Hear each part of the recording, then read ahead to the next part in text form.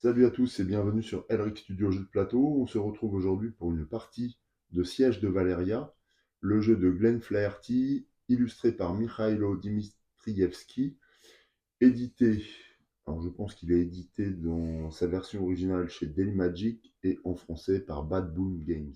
C'est peut-être l'inverse, mais je pense que c'est ça. Voilà, donc c'est un jeu de tower defense avec une petite boîte, un petit matériel toutefois assez bien fourni est très suffisant pour bien s'amuser. Donc voilà, on va procéder à une mise en place et tout de suite derrière une partie complète.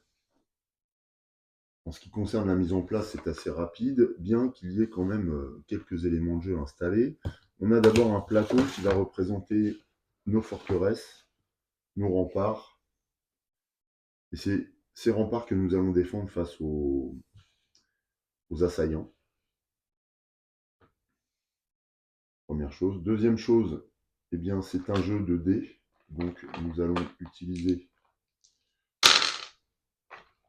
les dés du jeu. Au démarrage, on a 5 dés rouges et 2 dés bleus, qui sont les dés respectivement de force pour les dés rouges et les dés sacrés pour les dés bleus.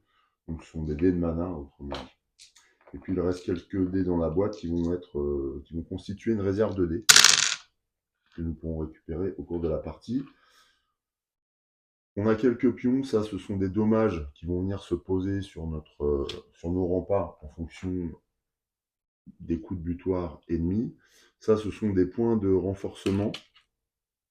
Et ça ce sont des points de renforcement de mana qui vont être utilisés pour indiquer que nos ennemis accroissent leur puissance. On a aussi un certain nombre de cartes. Alors deux types de cartes, les petites et les grandes.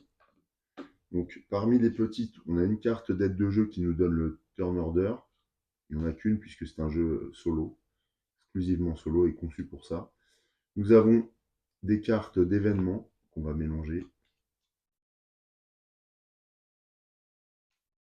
Voilà, il y en a une vingtaine. Donc, on vient les disposer à droite du plateau. Des cartes chevaliers ou alliés, je ne sais plus comment elles s'appellent exactement, donc, qui sont des aides qui vont intervenir au cours de la partie, qu'on va pouvoir remporter.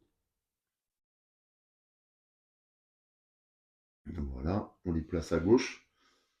Il nous reste ensuite dans la boîte, alors il y a un certain nombre de cartes qui sont utilisées en mode campagne, ce dont on ne va pas se servir cette fois. Donc il y a quand même beaucoup de cartes, hein, des petites et des grandes qui restent de côté pour la partie initiale. Et puis après, on a un gros paquet de cartes qui est divisé en deux.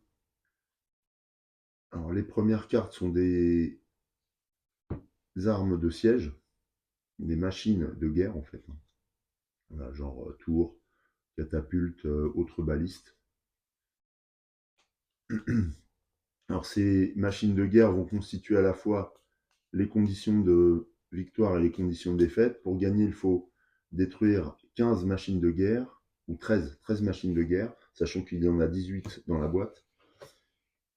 Alors que si jamais elles viennent au contact de nos remparts, à un certain moment, eh bien, la partie sera perdue, puisque l'assaut sera remporté par nos ennemis. Alors, pour l'installation, on retire 5 cartes que l'on remet dans la boîte sans les regarder. 1, 2, 3, 4, 5. Et on a un paquet de 15 cartes, du coup, qu'on met sur le côté là, dans une réserve. Ensuite, on a les cartes assaillants, voilà, hein, ou attaquants. C'est pareil, il y a 50 cartes. Dans ce paquet, on va en retirer 2 au hasard, et on va mettre de côté, qui vont nous servir en début de partie, et puis 2 autres que l'on va remettre dans la boîte sans les regarder, au même titre que l'on a posé 5 cartes de machine de guerre. Alors les 2 cartes qu'on a mis de côté, en fait, servent à étoffer notre main en début de partie. Alors là, qu'est-ce qu'on a? Bon, on a des cartes assez fortes que nous allons pouvoir utiliser à notre tour de jeu, donc on verra. Et chaque carte, en fait, a un pouvoir, a une capacité dont nous allons pouvoir bénéficier au moment de la jouer. On verra comment en tout début de partie.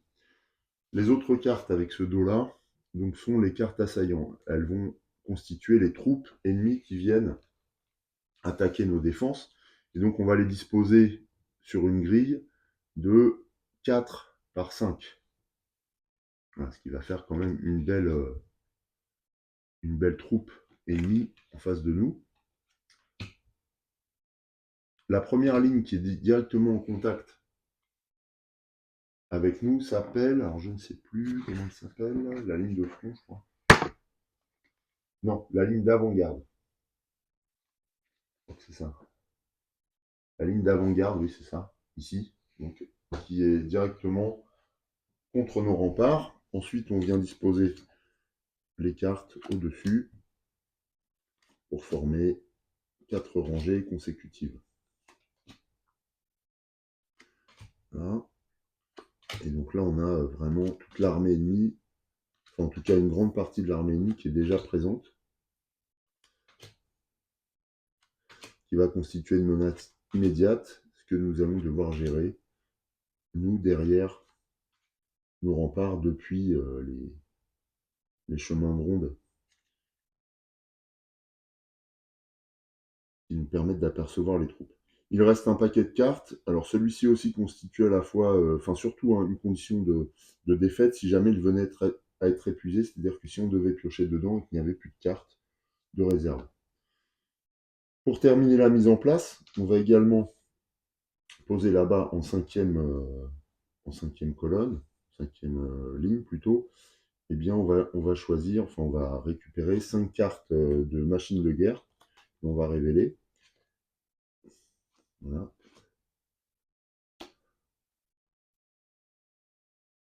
Je les mets tout en haut. 5 cartes de machines de guerre qu'il va falloir détruire, bien sûr, puisque c'est la condition de victoire. On est quasiment prêt. J'aimerais bien dézoomer un peu. Est-ce que je peux? Ouais, ça va être peut-être un peu compliqué. Mais alors, pour une fois, je vais jouer sur une table basse parce que ce jeu le permet. Ma table basse est assez grande, si on peut dire, si on la considère dans sa globalité, mais là, je vais utiliser que la moitié, qui mesure à peu près 90 par 80 ou 60. Donc, c'est pas une très grande table basse.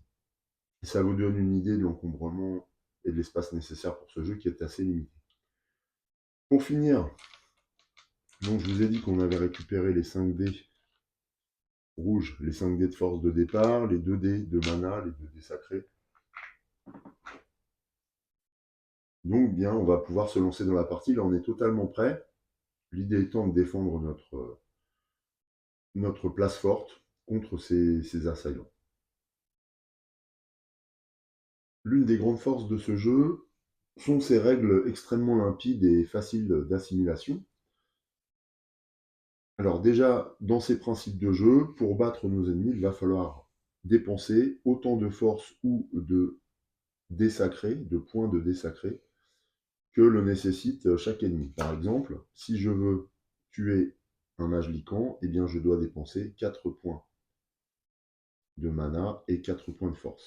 Les points de mana et les points de force sont représentés par les dés. Et donc à chaque fois que je vais devoir battre un ennemi, eh bien il faudra que je dépense autant de dés que nécessaire. On verra qu'au fur et à mesure du jeu, je vais gagner également des renforts sous la forme des champions, qui sont les cartes de gauche là, et qui vont venir me permettre de compléter, en tout cas de jouer un petit peu différemment, en nous permettant d'aménager les règles, de jouer sur les résultats de dés, etc., etc. On verra ça au fur et à mesure de la partie. En attendant, au début de la partie, et pour connaître chaque séquence, eh bien, il suffit de suivre ce qui est indiqué sur la petite carte d'aide de jeu. On va commencer par lancer nos dés. Alors en début de partie, on a 5 dés de force et 2 dés de mana. Voilà, donc une fois qu'on a lancé les dés, on obtient un certain nombre de résultats qui vont constituer notre réserve et de force et de magie. Donc là, par exemple, en magie, on a 1 et 4. Et en force, on a 2, 5, 1, 4, 1, 3, 1, 2. Ce qui est confortable comme résultat, mais perfectible. Il ne faut pas oublier qu'on a toujours nos 2 cartes en main, qui peuvent être utilisées à n'importe quel moment pendant notre tour de jeu. Donc ça, c'est ce qui constituait la première phase. Deuxième phase, On va résoudre les engins de siège.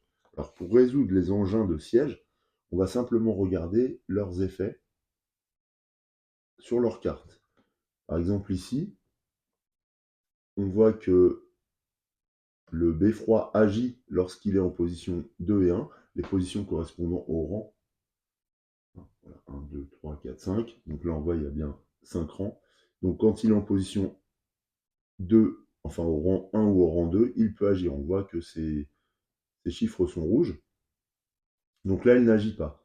En revanche, pour ce qui concerne les incendiaires, là, on voit qu'ils agissent à n'importe quel rang, depuis le dernier rang jusqu'au premier rang. Et leur effet est de nous obliger à relancer un 5. Donc on prend un 5 de notre réserve, on en avait deux, alors soit en mana, soit en force, ça c'est à nous de choisir. Et on le relance. Donc là on obtient un 2, ce qui ne nous arrange pas forcément, puisque c'est une perte nette de 3 points de force. Bien qu'on récupère quand même le dé à relancer. On continue avec la lame de l'ogre. Donc celle-ci ne va se mettre en action qu'au deuxième rang. Ensuite, on regarde la pluie ardente. Elle fonctionne de manière alternée au cinquième rang, puis au troisième, puis au premier. Donc au cinquième rang, elle nous oblige à défausser un champion, donc le symbole là, violet, est le symbole des champions, et à retourner un champion. C'est-à-dire que si on avait eu des alliés ici sur les remparts, il aurait fallu les manipuler, ce qui n'est pas le cas, donc on se moque un petit peu de cet effet. Ensuite, on a un bélier, qui lui n'agit que lorsqu'il est en première position, à l'avant-poste, et qui nous oblige à diminuer chaque dé rouge, chaque dé de force de 1. Donc là, s'il avait été en première position, on aurait été obligé de réduire tous les résultats de 1 point, donc on s'est retrouvé avec 2-1, 1-2, 1-3 et 1-4. Donc ce qui est considérablement défavorable pour nous. Voilà comment fonctionnent les machines de guerre. Ça, c'était le deuxième tour, la deuxième phase. Troisième phase, on va résoudre un événement. Pour ça, il suffit de piocher ici et de lire la carte. Rituel chamanique. Grâce à leur connaissance de la terre-mère, les chamans gnolls puissent l'énergie à même la fontaine, pendant que grâce à leur connexion avec les premiers arbres, les chamans orques créent un lien direct avec celle-ci. Face à vous se tiennent une douzaine de gnolls, les mains sur le sol, et 3 orques tenant de jeunes pousses. Soudain, une énergie crépitante émerge de la terre et entoure l'engin de siège. Ajoutez 2 points de mana à la machine de siège la plus éloignée. Alors là, on a la machine de siège la plus éloignée, il y en a 5. Donc on va déterminer au choix celle qu'on veut. Et on va lui ajouter simplement 2 points. Ces points-là vont venir s'ajouter aux résultats nécessaires pour les détruire. Donc là, par exemple, je vais l'ajouter sur le beffroi. Le beffroi en deuxième position, si rien ne change, il doit être détruit avec 8 points de force et maintenant 2 points de mana en plus. Donc ça complique évidemment la tâche. Voilà pour ce premier événement du rituel chamanique. Une fois que ce rituel, enfin que cet événement est résolu, eh bien, on défausse la carte. Je l'ai mis en dessous du paquet. Quatrième étape, eh bien, c'est à nous de réaliser nos actions, ce qui consiste à dépenser nos dés au mieux pour battre des ennemis et essayer de récupérer des cartes qui nous arrangeraient. Alors, tuer des ennemis, c'est bien beau, mais il va falloir optimiser la façon de le faire pour récupérer les capacités que contiennent chacune de leurs cartes. Parce que lorsqu'on tue un ennemi, on récupère sa carte et on peut la jouer en la défaussant pour activer l'effet indiqué au pied de l'illustration. Par exemple, là, je vais cibler la meute de gnolls qui est au pied de nos remparts, sachant qu'en plus, je n'ai la capacité en début de partie que d'attaquer les ennemis qui sont les plus proches, qui sont en contact avec nous, donc qui sont au contact de nos remparts, donc l'avant-poste. Donc là, je vais attaquer les gnolls en dépensant un dé de 5. Alors les dés dépensés, je vais les mettre à gauche là. Les gnolls donc sont battus puisque il fallait 5 points de force pour les tuer. Et par conséquent, je gagne leur carte qui me permet, quand je vais la jouer, de retourner un dé de n'importe quelle couleur sur sa face opposée. C'est particulièrement efficace pour les dés de faible valeur. Par exemple, un 2 va devenir un 5. un 1 va devenir un 6. Donc ça, je vais la garder précieusement pour pouvoir la jouer au bon moment. Ensuite, je vais jeter mon dévolu sur cette gargouille acérée en jouant un 4 ici. Un 4 de force. Puisqu'elle a 4 de force. Et la gargouille acérée, quand je la détruis, me permet, qui vient dans ma main et me permet d'attaquer une carte non frontale. Ce qui signifie que là, je vais pouvoir attaquer n'importe quelle carte de n'importe quel endroit sur le plateau. Je peux également attaquer une carte frontale, mais auquel cas, j'ai pas besoin de jouer la gargouille. Voilà comment fonctionnent les combats. Il me reste un certain nombre de dés. Alors, on peut jouer autant de fois qu'on veut tant qu'on a les dés. On peut également utiliser les dés pour réparer nos remparts si nécessaire, sachant que voilà, il paraît que cette règle simplifie un petit peu la partie. Moi, je trouve pas. Je trouve que c'est quand même nécessaire, sachant qu'il y a un deuxième moyen de réparer les remparts, c'est de dépenser un champion, un allié, qui symboliquement s'affaire pour réparer les brèches éventuelles, plutôt que de combattre. C'est pour ça qu'on va dépenser la carte. Mais moi, je pense que ces moyens sont quand même bien utiles, hein, quelque part. Parce que le jeu n'est pas facile. Voilà, alors est-ce qu'on s'amuse à attaquer tout de suite une machine de guerre? Alors pour ça, on va regarder leur valeur en force. Quand elles sont toutes en 5e rang, elles valent toutes 14 points de force. Donc hormis le beffroi qui lui est 14 plus 2, 16. 14 points de force plus 2 points de mana. Mais sinon, voilà, comme elles sont assez lointaines, elles sont plus difficiles à atteindre. Mais on peut grâce à la gargouille. Ce que je vais faire plutôt, c'est que je vais jouer ça, gagner et lancer un dé de mana. Donc en fait, je vais chercher un dé dans la réserve ici, et je vais le récupérer, le lancer. Donc là, j'obtiens un 2, ce qui n'est pas fameux, mais ça me fait un dé de plus pour toute la partie. De plus, je gagne un champion, que je pioche dans la pile des champions. Alors ce champion me permet, donc c'est Sœur Elina, et elle me permet, lorsqu'on la retourne, de gagner plus 1 en mana contre un guerrier. Donc là, je vais la poser sur un emplacement, sur... je vais la mettre là. Sur les remparts, sachant que la position n'empêche pas de jouer cette carte pour n'importe quelle attaque. On peut activer un champion à n'importe quel moment, du moment qu'on est en train d'attaquer avec des dés. Voilà, donc ça c'est dépensé à des fausses.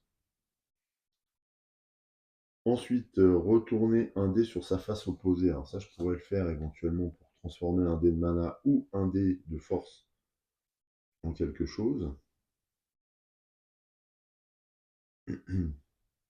Par exemple, un 2 en 5, là. À quoi ça me servirait concrètement? Je pourrais gagner une nouvelle gargouille acérée, ou alors j'essaye de battre un seigneur de guerre draconien. Ou alors on regarde du côté du mage Lycan, puisque celui-ci bon, est assez cher, il est assez difficile à battre, hein, puisqu'il faut un 4 en force et un 4 en mana. Par contre, si on dépense 2 de plus sur une attaque lorsqu'on va défausser cette carte, si on dépense 2 de plus en force contre un ennemi, eh bien on peut exécuter un ennemi adjacent, que ce soit un ennemi de type force ou mana. Ce qui veut dire que par exemple, si j'attaque la gargouille avec 4, si je dépense 6 en force, je peux tuer le seigneur de guerre draconien ou celui qui est en haut là, le samouraï mort-vivant. Par contre, attention, les diagonales ne comptent pas, c'est pas adjacent. Bien, donc c'est ce que je vais faire. Je pense que je vais dépenser 4 et 4. Alors pour ça, j'ai pas 4 en force, donc je vais jouer une meute de gnoll pour retourner un dé sur sa face opposée. Ouais, je vais faire ça. Donc je retourne un 2 sur sa face opposée, donc ça me fait un 5. J'ai un 4 en mana. Voilà, donc je joue tout ça. J'ai joué la meute de gnoll hein, déjà. Je la défausse. Je dépense ces 2 dés là pour vaincre le mage Lycan. Alors le point supplémentaire est perdu, là je peux rien en faire. Ce qui me permet de gagner cette carte. Je dispose évidemment de cette capacité que je vais employer tout de suite en attaquant la gargouille ici, grâce à 4 en force. Voilà, 4 en force à cet endroit. Alors cela dit, non, je vais faire plutôt 4 en force comme ça. Alors j'ai le droit de compenser des points de force manquants par des points de mana. Cela dit, je suis en train de voir que je pourrais combiner plusieurs cartes, à savoir par exemple la gargouille qui me permet d'attaquer une carte non frontale, donc n'importe laquelle, par exemple le guerrier gobelin là avec 3 en force. Et si je dépense plus 2 en mana, grâce à cette carte là que j'avais au début de la partie, un effrit enflammé, si je dépense plus 2 en mana, donc 3 en force et 2 en mana, eh bien je vais pouvoir détruire une machine de guerre adjacente. Ce qui pourrait être intéressant, notamment en ce qui concerne l'incendiaire là qui m'embête un peu, sauf qu'il n'est pas adjacent. Ah oui, il est adjacent à un seigneur de guerre, donc c'est un peu plus compliqué. Donc je ne vais pas le détruire tout de suite celui-là. Ouais, non, je ne vais pas le détruire tout de suite. Ok, on va garder cette carte précieusement. Et je vais faire ce que j'ai prévu. Donc je dépense 2 en force et 2 en mana pour avoir 4, mais il faut que je rajoute 2 pour pouvoir activer cette capacité et ainsi détruire le seigneur de guerre draconien grâce à cette capacité. Dépenser plus 2 pour exécuter un soldat ou un mage adjacent. Donc là, c'est le cas. Voilà. Donc là, j'ai rétamé toute la ligne d'avant-poste et je gagne bien sûr les cartes. En contrepartie, je défausse ça. Le mage Lycan est perdu. Tous ces dés sont dépensés. Il me reste un dé avec un point, mais je vais rien en faire là. Pour le coup, j'ai pas bien optimisé. Par contre, j'ai toutes ces cartes pour le prochain tour, ça c'est pas mal. Notamment 2 gargouilles acérées qui vont me permettre de taper n'importe où sur le plateau, ce qui peut être fort utile. Une fois que j'ai terminé ce que je voulais réaliser comme action, je dépense tous mes dés et on regarde la phase suivante. Pour ça, on passe à la phase 5. Activer l'avant-garde. Donc s'il y avait eu des créatures ici, elles auraient infligé des dégâts à nos remparts, mais là, c'est pas le cas. Ensuite, phase 6, avancer le champ de bataille. Une fois la surprise passée, nos adversaires approchent. Et donc, on les fait glisser vers nos remparts, c'est-à-dire que chaque carte progresse d'un rang, ou de plusieurs rangs s'il y a eu plusieurs ennemis détruits dans une colonne, dans une seule colonne. En l'occurrence, ils progressent tous d'un rang. Alors on a l'impression que c'est facile, on se dit qu'on peut faire ça un petit moment, sauf que ça va être compliqué parce qu'au bout d'un moment, on va voir que on va être à court d'adversaires, puisque maintenant, une fois que l'armée ennemie a progressé, eh bien on doit renforcer le champ de bataille. Renforcer le champ de bataille, ça veut dire remplacer éventuellement des machines de guerre qui auraient été détruites dans les colonnes, et auquel cas il faudra en tirer de nouvelles et les poser dans les colonnes vides de machines de guerre. Et aussi, à chaque tour, on pioche 4 cartes de fantassins et on doit les disposer dans les espaces vides.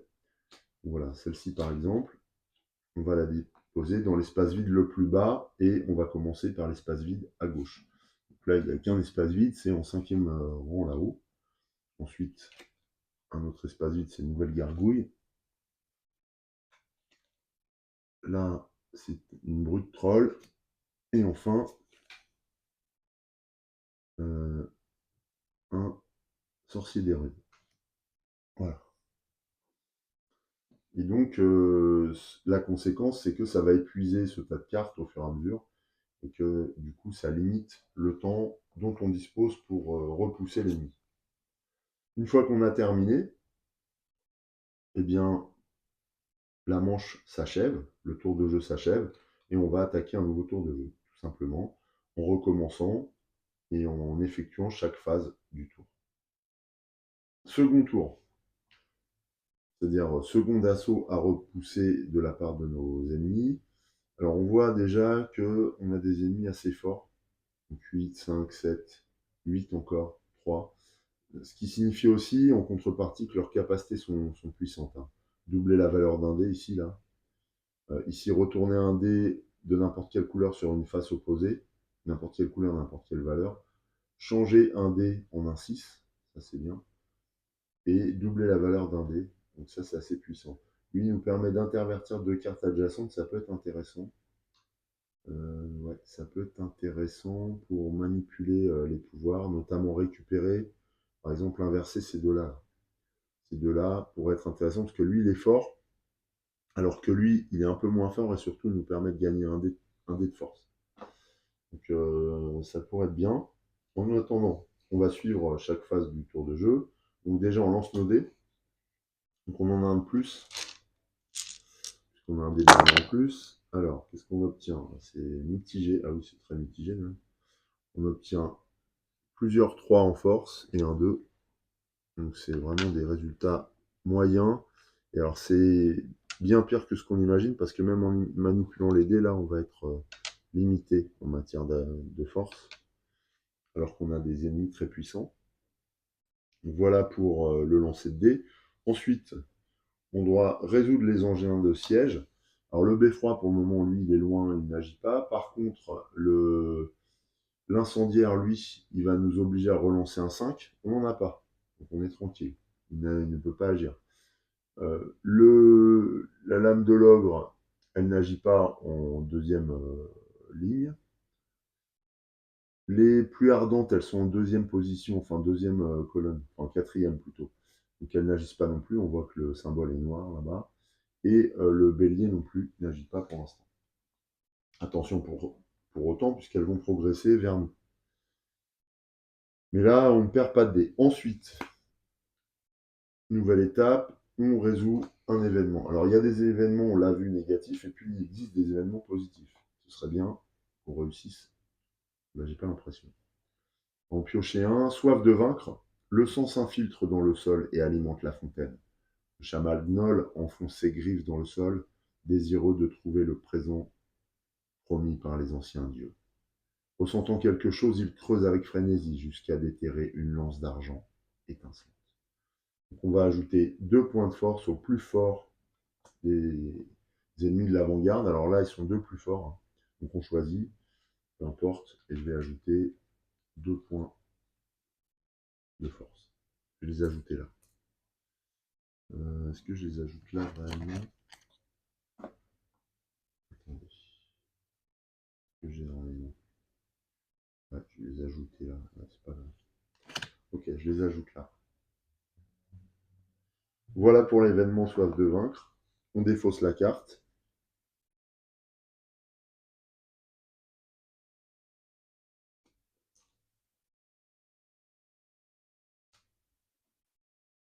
Et on entame notre tour d'action, qui est la 4e phase du tour. Alors, avec nos dés là, on n'est pas très bien avec nos dés. Hein. Je pense qu'il va falloir qu'on utilise des capacités. Doubler la valeur d'un dé.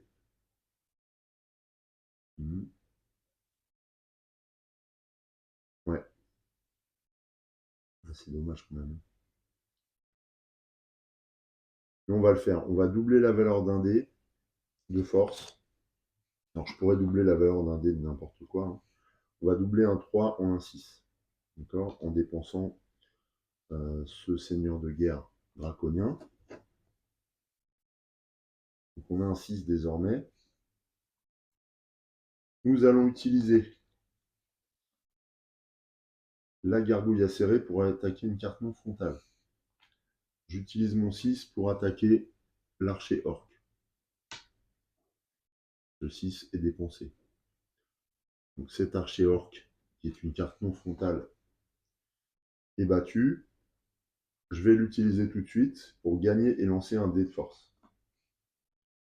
Je pioche dans la réserve. Allez, fais-moi un bon score. Ouais, c'est un 6, c'est bon ça. Ça, c'est bien. Donc, bonne opération avec un 6. Donc, cette carte est dépensée, évidemment. Donc là, je me retrouve avec un dé supplémentaire pour la suite de la partie. Mais, en revanche, les adversaires sont tous présents, sans sourciller. Est-ce que je dépenserais...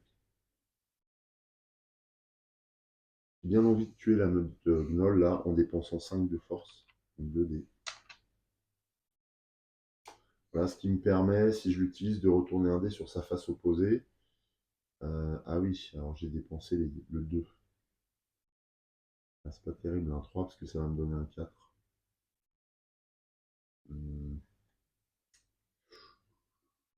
Ouais.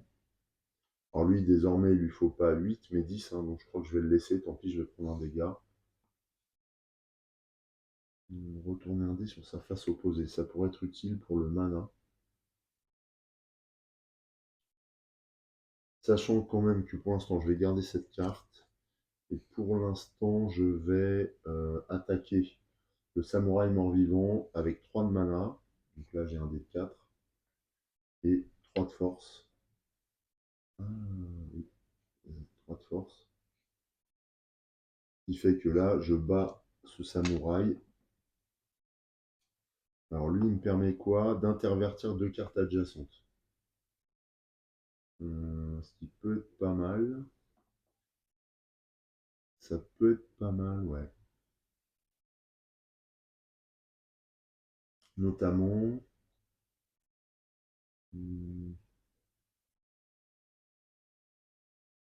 Ouais, en fait, ce qu'il faut aussi voir, c'est que inverser des cartes, ça nous permet de les préserver si on ne peut pas les battre. Or, moi, les gargouilles, j'aime bien parce que ça me permet de taper n'importe où sur le plateau.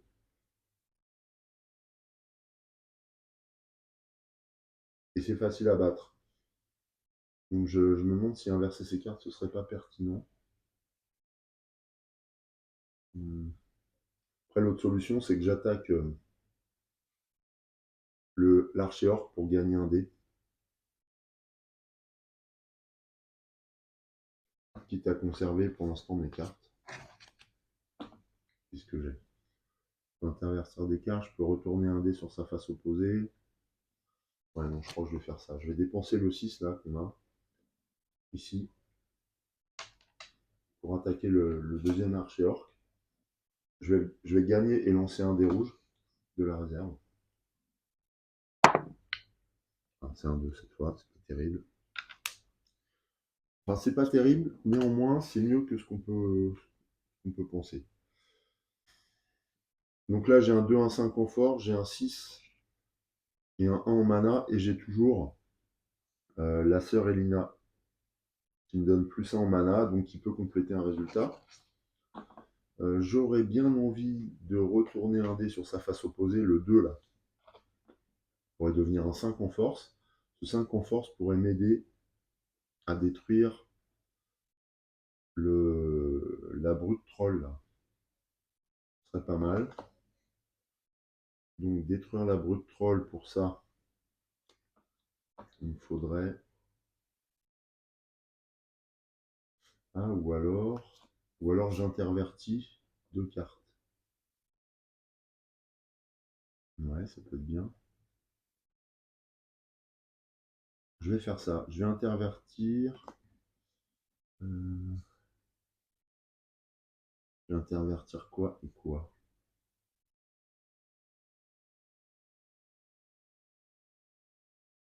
Là, avec le mana et tout, j'ai pas mal de points. Le problème, là, c'est que je vais laisser encore filer un tour sans attaquer de machine de guerre. Ça m'ennuie plus. Comment je pourrais détruire une machine de guerre, n'importe laquelle? En utilisant ça, et en ciblant, par exemple, le prêtre de Gargan, qui me permet, en plus, quand je le gagne, d'annuler un effet. Ça, c'est bien quand même. Sachant que celui qui m'embête, là, c'est lui. Mais bon, tant pis. S'il m'oblige à relancer un 5, tant pis. Je vais quand même cibler celui-là. Et je vais dépenser 2 de plus en mana pour exécuter une machine de guerre adjacente. Comme ça, je serai tranquille au niveau du bélier, qui est quand même une vraie menace très sérieuse. Donc, pour tuer le prêtre Gargan, je vais dépenser 3 en force. Et je vais dépenser, j'ai 600 mana. Donc, ce qui veut dire que lui, initialement, il avait besoin de 2, donc j'ai 4 en plus. En utilisant mon effrite enflammé et les plus 2 que j'ai en Excel, hein, je peux exécuter une machine de guerre adjacente. Je défausse ces dés, enfin je les dépense et je gagne ces 2 cartes. Ok, je gagne ces 2 cartes. Alors, annuler l'effet, donc ça c'est très bien.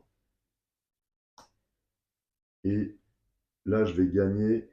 Alors, je neutralise ce bélier, mais en contrepartie, je gagne un champion. Donc, les champions, c'est ici. Et je gagne Lady Oswin, qui permet de relancer 2 dés utilisés pour les réutiliser. Oh, c'est bon ça. Alors, je la mets n'importe où, je me demande si je ne vais pas l'utiliser maintenant d'ailleurs. Je dépense mon effrite enflammé. Donc, ça m'a quand même coûté cher hein, comme action. Et cette machine de guerre est détruite. Donc c'est la première machine de guerre, il en a encore 12 à battre. Ça va être assez chaud. Je vais dépenser, on le voit, hein, il faut défausser la carte. Lady Oswin pour récupérer 2 dés utilisés et les relancer. Alors, je dépense Lady Oswin. Voilà. Et je vais chercher 2 dés ici. On va relancer. Allez, fais-moi des bons scores, un 2 et un 5. Bon, c'est mieux que rien. Ce qui fait que dorénavant, j'ai quand même 9 en force, 1 en mana, plus 1 ici en mana encore. Donc là, ça peut être pas mal. J'ai les moyens de détruire celui-là pour 10. Qu'est-ce que j'ai dans ma main? Ah oui, je peux retourner un dé sur sa face opposée, éventuellement aussi. Ce qui peut renforcer nettement mon dé de mana de 1 et le transformer en 6. Ça peut être pas mal. Ça, je vais le garder précieusement pour neutraliser l'incendiaire. Intervertissez 2 cartes adjacentes. Pas forcément en avoir besoin. Là. Donc, ce que je vais faire, je vais dépenser 7 en force pour battre cette brute troll. Cette brute troll me permettra de changer un dé en un 6.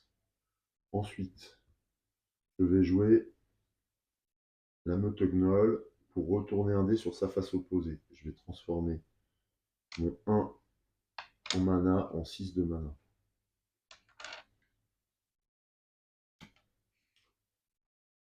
Et alors, là j'ai 8 en tout, plus 1 éventuellement.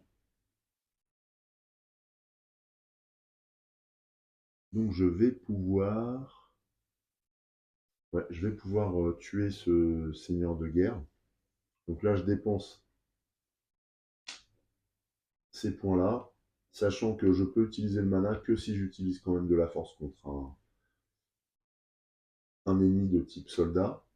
Donc là, c'est le cas. Et je tue ce seigneur draconien, voilà, qui vient dans ma main aussi. J'avais changé un résultat de dé en 6, donc je dépense ça aussi. Ah non, non d'ailleurs non. J'ai utilisé la Meutognoll. Donc je garde ça en main. Donc là, j'ai des cartes assez fortes en main. Le fait est que je n'ai pas utilisé pour l'instant la sœur Elina, c'est un peu dommage. Est-ce que j'aurais eu intérêt à le faire? C'est-à-dire plutôt que de tuer lui, est-ce que j'avais moyen? J'avais 8, plus un 9, non, donc de toute façon je pouvais pas tuer celui-ci, Seigneur Draconien. C'est dommage parce que j'aurais récupéré ces 2 points de force. Quand on tue une carte avec les points de force, on récupère les points de force et ils peuvent être joués contre les ennemis. Là, ce ne sera pas le cas, ils vont être transférés à un autre ennemi, mais on verra ça au prochain tour, je pense. Voilà, je n'ai plus aucun dé dans ma réserve, donc on passe à l'étape suivante. Activer l'avant-garde, il y en reste encore un seigneur draconien sur l'avant-garde, dans cet ordre. Si un engin de siège est dans l'avant-garde, c'est une défaite. Il n'y a pas d'engin de siège dans l'avant-garde. Puis les pions de force et de mana sur les troupes à l'avant-garde passent sur la rangée au-dessus. Là, ils vont passer ici. Pour le moment, il n'y a pas de carte, mais c'est pas grave. Ensuite, l'avant-garde passe au-dessus. Ajouter un dommage à la tourelle face aux troupes de l'avant-garde. Donc là, j'ai le seigneur draconien qui attaque cette tourelle. Donc là, la tourelle occidentale est ciblée, est endommagée. Si une tourelle a 4 dégâts ou plus, c'est une défaite. Donc là, c'est la fin de cette étape. Étape suivante, avancer le champ de bataille. On notera que dans cette colonne, il n'y a plus d'ennemis pour l'instant.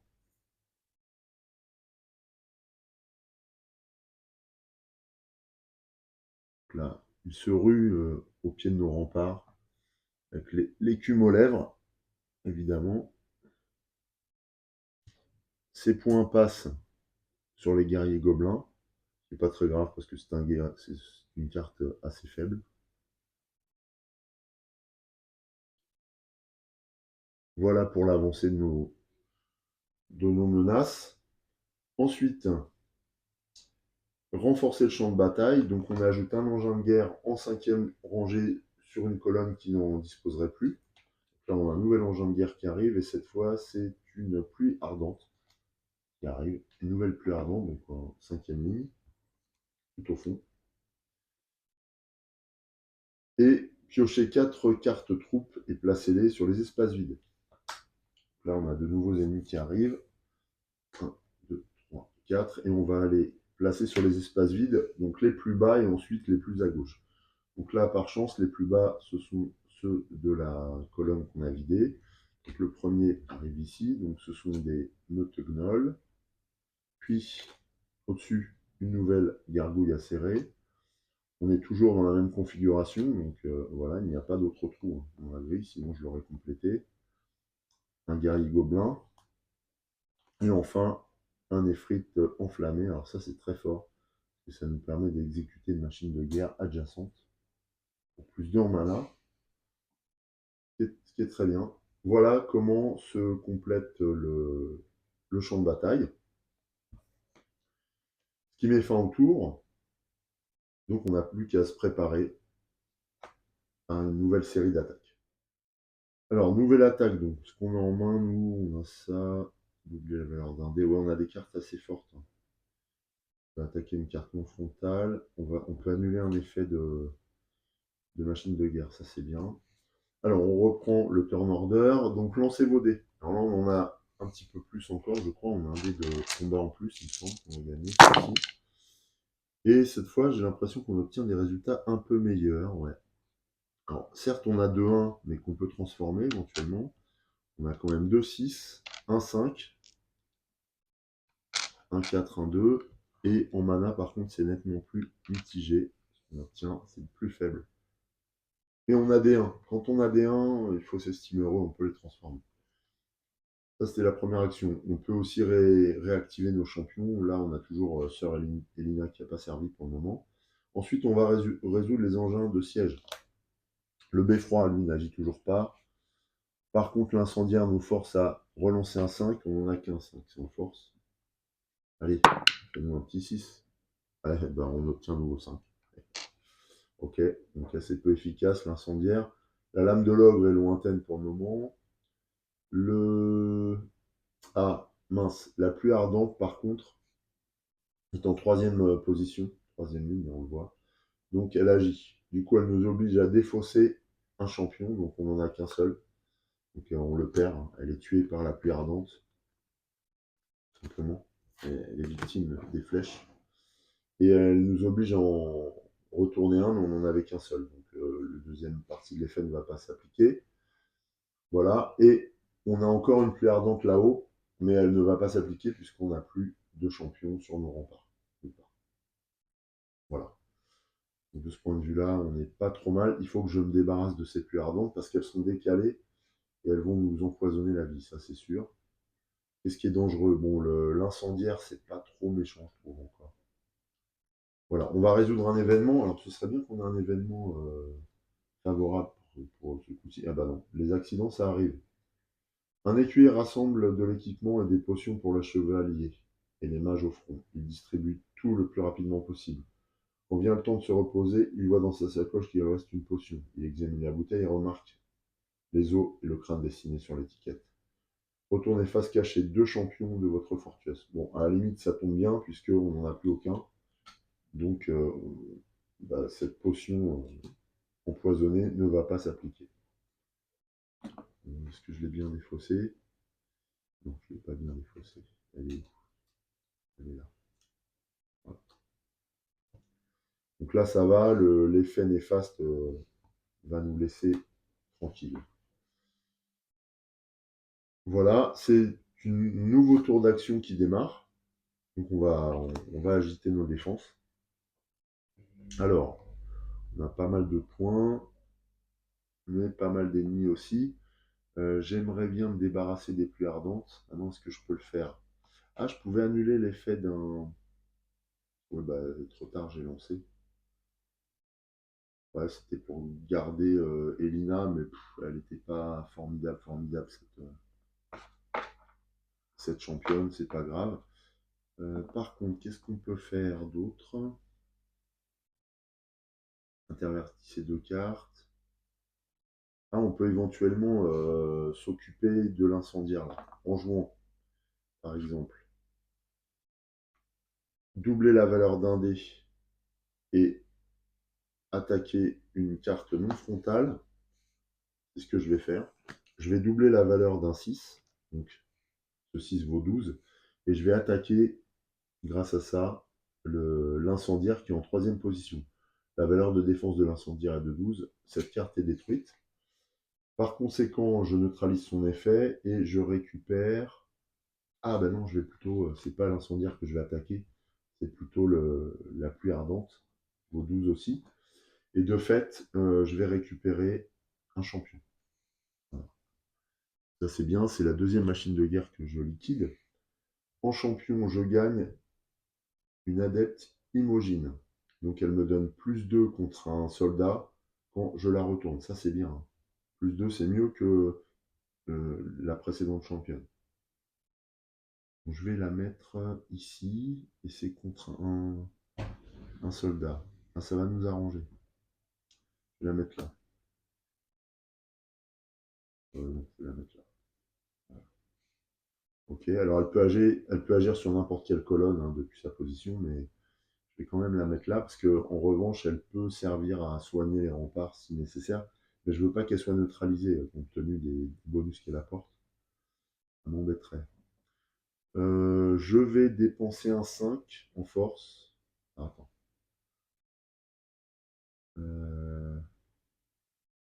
Qu'est-ce que j'ai en main? Intervertissez 2 cartes.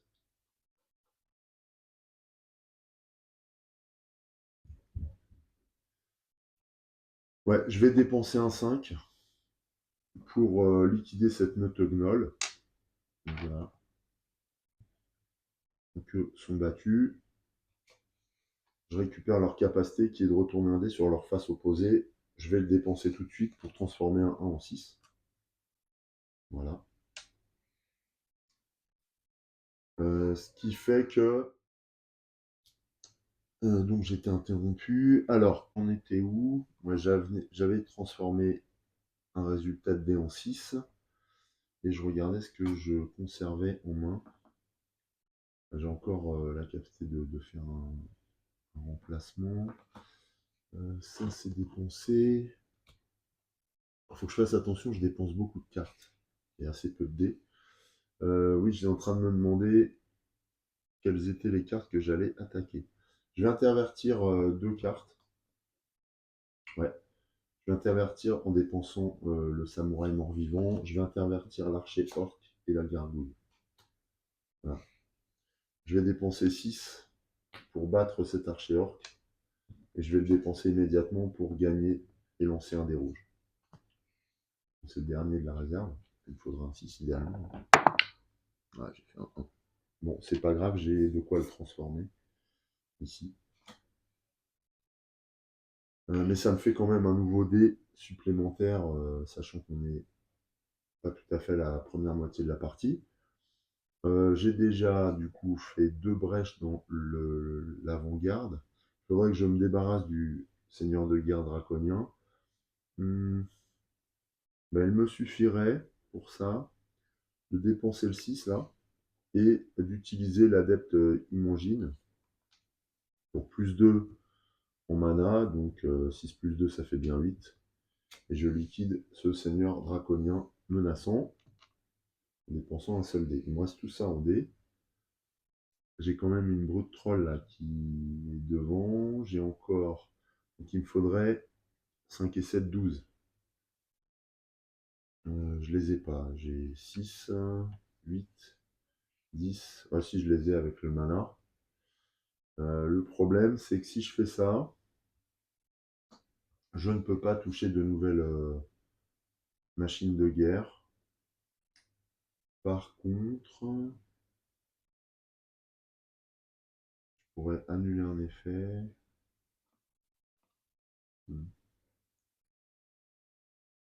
Est-ce que je fais ça? Sinon, je change un 1 en 6. Ouais. Fait que j'aurai encore pas mal de mana. Moi, je vais faire ça. Je vais changer un dé en un 6. Donc, moins 1 de force là en 6. Voilà. Je vais attaquer la brute troll avec un dé de mana et un dé de force. Je dépense. Lui revient ici. Je récupère cette capacité de changer un dé en 6. Il me reste ici la meute de gnoll.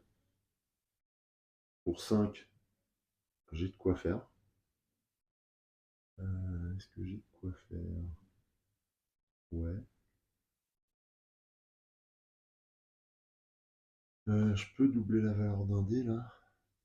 Ouais, parce que je peux combiner ces deux-là, hein. Transformer un 1 en 6, puis doubler sa valeur, donc ce serait un 12. Mais alors, pour que ce soit vraiment efficace, il faudrait que j'attaque une machine de guerre, quoi.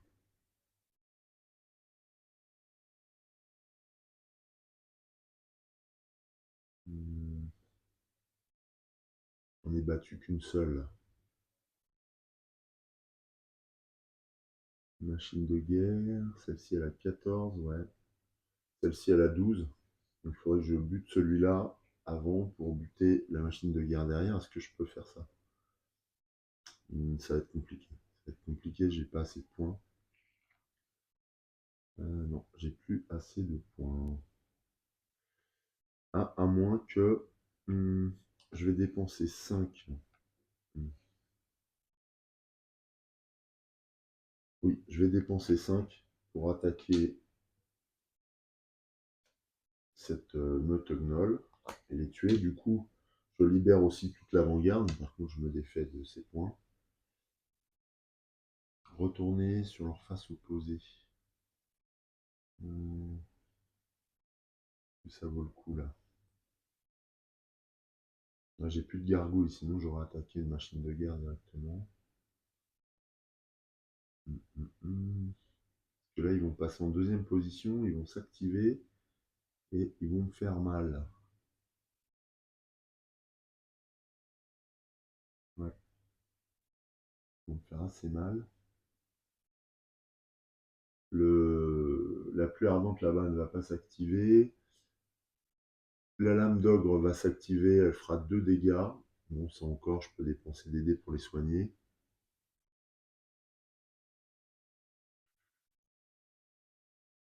Est-ce que j'ai intérêt à tuer tout de suite ces guerriers gobelins, non, parce que j'aimerais bien récupérer ces 2 points de force quand je vais les tuer en avant-garde. Donc ce que je vais faire, je vais dépenser 4 points pour tuer une gargouille ici. Non, je vais pas tuer celle-là, je vais tuer celle-ci plutôt. Voilà, c'est fait. Il me reste un dé, je vais le dépenser pour soigner, pour réparer, grâce à cette magie, un dégât de ma tour. Peu importe la valeur du dé, en fait, dès qu'on dépense un dé, ça nous permet de réparer une tourelle. Et voilà, je n'ai plus de réserve, mon tour est terminé. Bon, c'est assez mitigé, hein. J'ai battu pas mal d'ennemis, mais une seule machine de guerre, ce qui est quand même l'objectif. Donc là, la bataille avance en durée, mais sans trop de résultats. Le siège s'installe, ce qui est défavorable pour moi. Voilà, j'ai des bonnes cartes en main. Cela étant, je vais garder, annuler un effet devant moi pour y penser.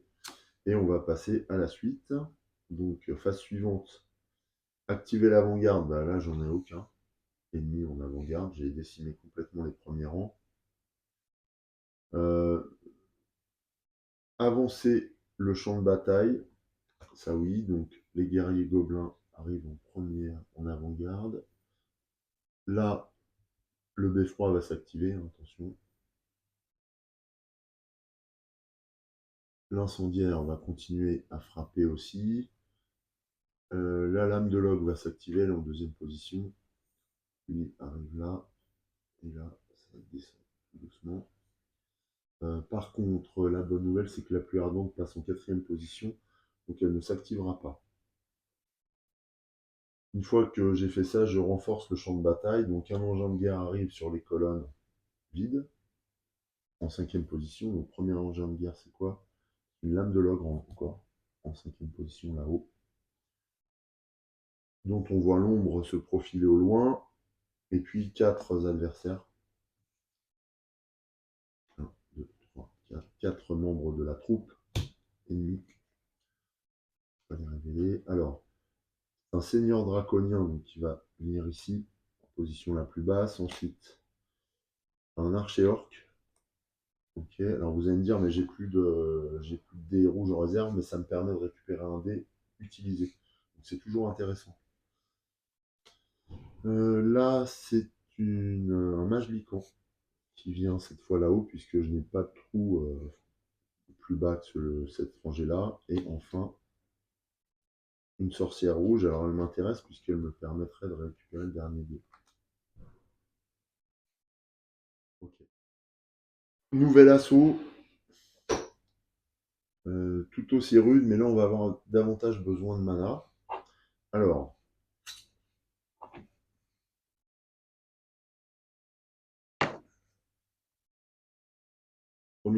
première étape, lancer tous nos dés.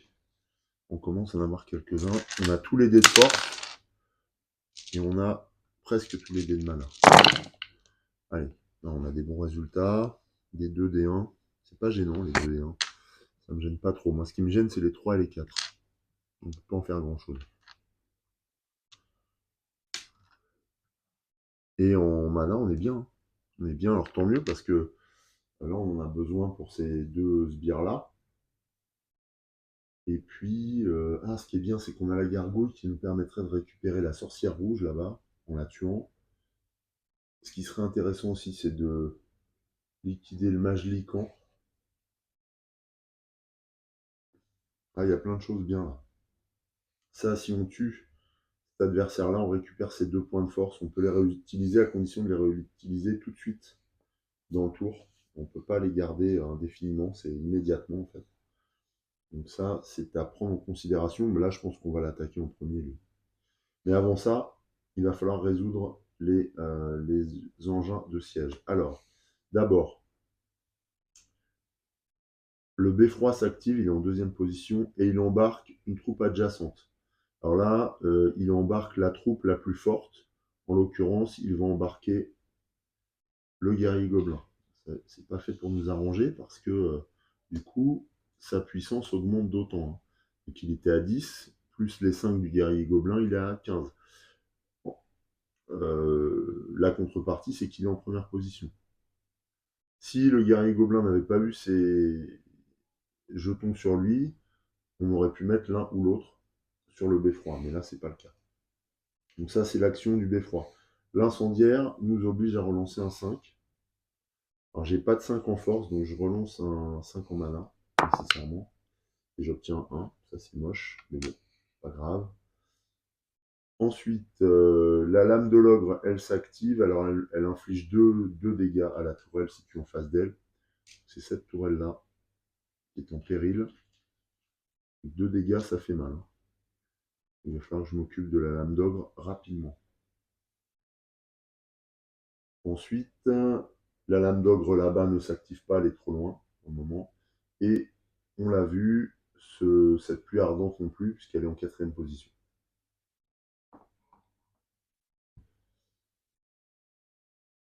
Un événement survient et doit être résolu. Alors, poussée finale. Oh là là, qu'est-ce que c'est que ça? Dominant les gobelins entourant l'engin de siège, un fanatique fait claquer son fouet. Dans ses mains apparaît une corne en fer blanc. Il souffle rageusement dans l'instrument, produisant un son discordant qui rafle les peaux vertes.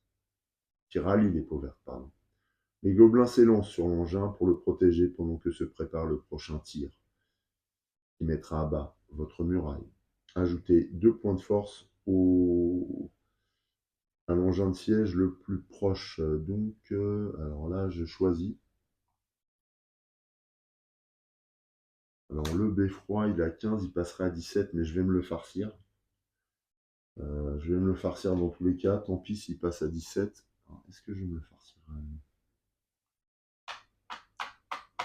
Voilà. Est-ce que j'ai la capacité de faire un exécuté? Ouais. Éventuellement, je vais me servir de ça. Donc, ouais, je vais mettre les 2 points supplémentaires sur le beffroi. Voilà. Ça, c'était la poussée finale qu'on vient de résoudre. On voit, on a beaucoup d'événements défavorables qui surviennent. On pourrait avoir plein d'événements défavorables. Il y en a qui nous permettent d'enlever, par exemple, tous les dégâts sur la muraille. Mais bon, là, on n'a pas de chance. Est-ce que j'ai une gargouille? Mince. J'ai fait tomber la carte d'ordre du tour. Et d'ailleurs, après la résolution de l'événement, c'est notre tour d'action. Alors, est-ce que j'ai une gargouille en main? Oui, j'ai une gargouille. On pourrait l'utiliser pour attaquer les frites enflammées. Ce serait pas mal. Je vais le faire. Je vais attaquer les frites enflammées avec un 4 et un 5. J'ai 4 en mana ici. Que je dépense. Alors, ça, ce sont mes dés. Ce ne sont pas les dés dépensés. Je vais les ramener vers moi. Les dés dépensés sont là-haut avec les cartes défaussées. 4 et 1, 5 en force. Bah, tant pis, on va utiliser ça. J'utilise un 6. Je défausse cette gargouille et je tue cette effrite. Ok. Il me permet, si je dépense 2 de plus en mana, d'exécuter une machine adjacente à un ennemi que je ciblerai. Donc, je vais garder ça précieusement. Je vais attaquer en attendant la gargouille, qui est en première cordée, là, je ne sais plus le nom, en avant-poste, en avant-garde. Donc je tue cette gargouille qui vient dans ma main. Je vais m'en servir avec les frites. Donc je vais, grâce à la gargouille, attaquer le guerrier gobelin pour 3 en force. Est-ce que je les ai? Oui. En force. Et je vais dépenser 2 supplémentaires. D'ailleurs, au moment du tour, j'avais oublié de réactiver cette carte. Donc je vais dépenser 2 supplémentaires en mana contre ce guerrier gobelin. J'ai le droit grâce à mon adepte hémogine. Donc plus 2 en mana contre un guerrier. Donc je retourne cette carte de nouveau.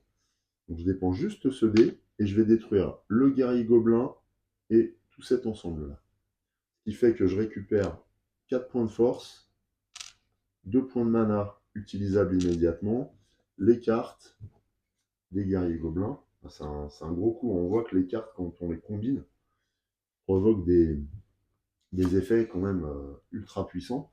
Je détruis le beffroi, du coup je rallie un nouveau champion à notre cause, et c'est le docteur Kilter qui arrive. Je peux, si je le retourne, retirer des pions d'une carte où il y en aurait. Alors ça m'intéresse pas trop. Je vais plutôt mettre cette carte ici et je vais la défausser immédiatement pour soigner un dégât de cette muraille. C'est l'autre moyen de soigner les murailles. J'aime pas trop ce champion. Il ne me parle pas. Moi, je préfère récupérer les dégâts pour m'en servir. Voilà, je suis toujours dans le même tour. Là, il faut que j'utilise ces pions-là, sinon je les paume. Alors, et là, c'est one shot. Hein. Je ne peux pas les utiliser en plusieurs fois. Alors, qu'est-ce que j'ai en main? Alors, j'ai des guerriers gobelins. Annuler l'effet d'une machine.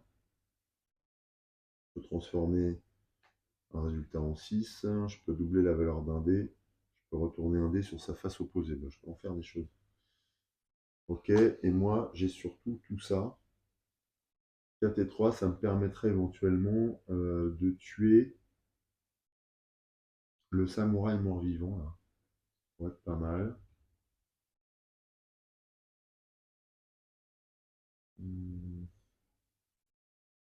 Ou alors, je vais attaquer le seigneur draconien. Je vais faire ça.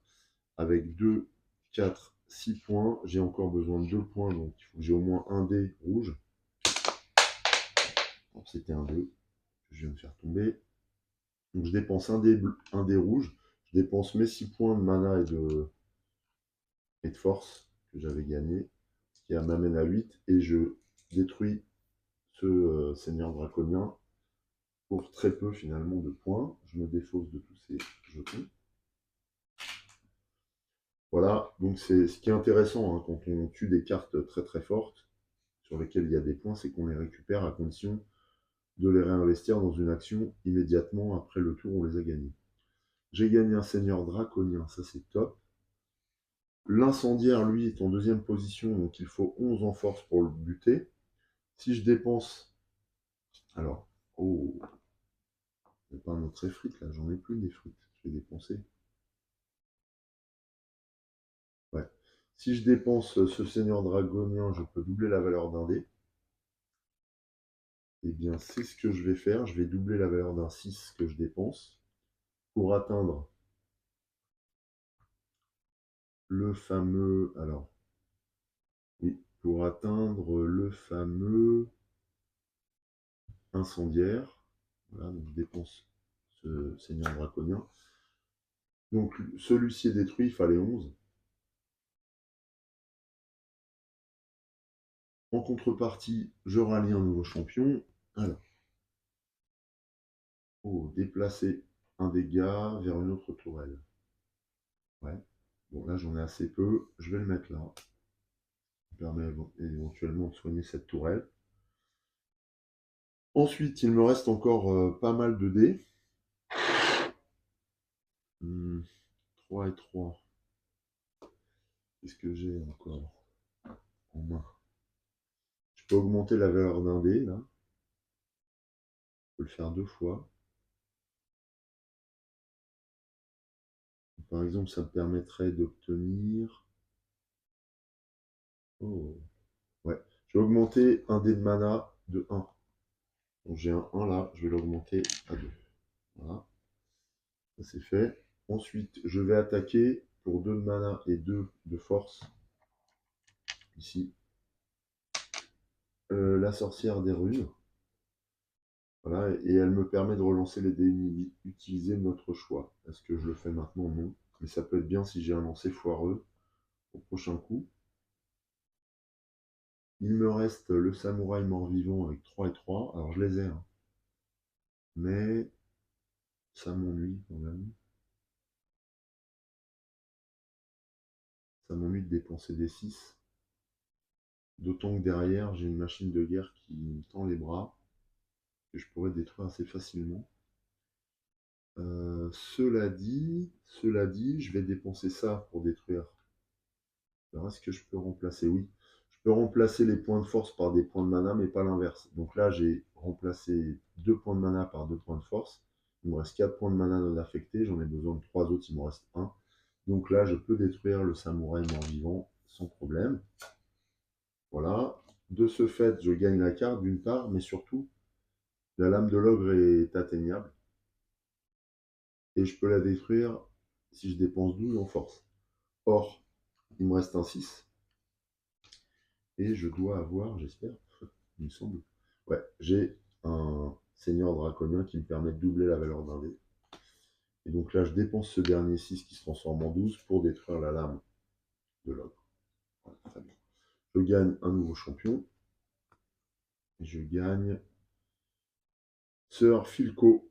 Donc c'est plus ou moins 1 sur un dé de force. C'est pas mal.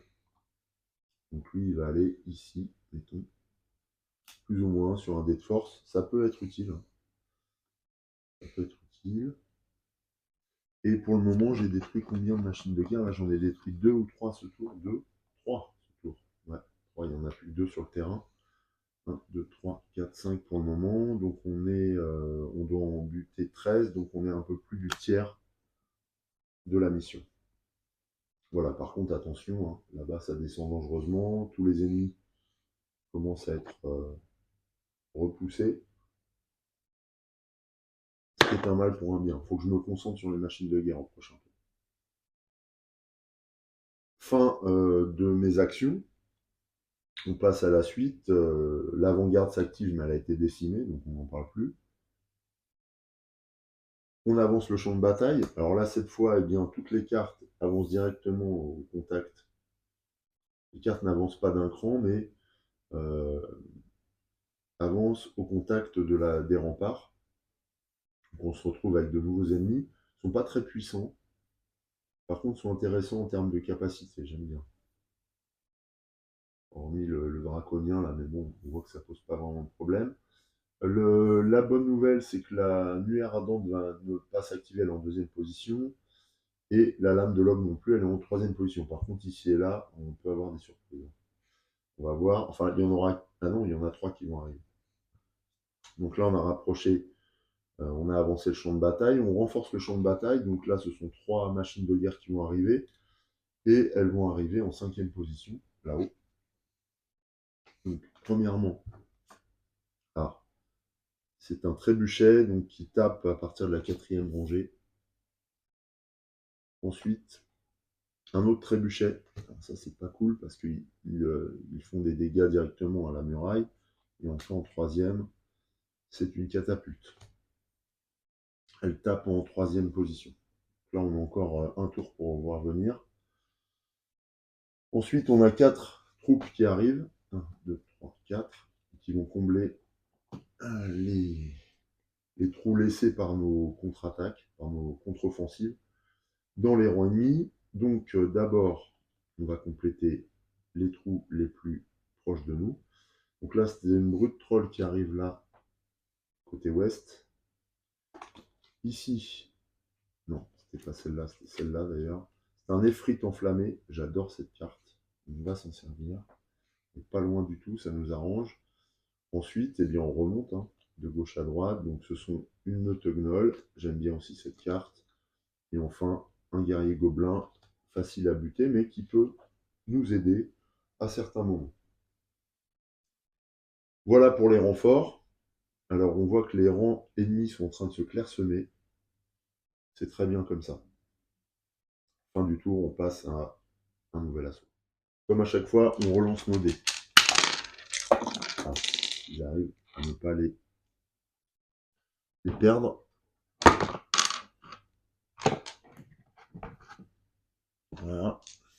Alors.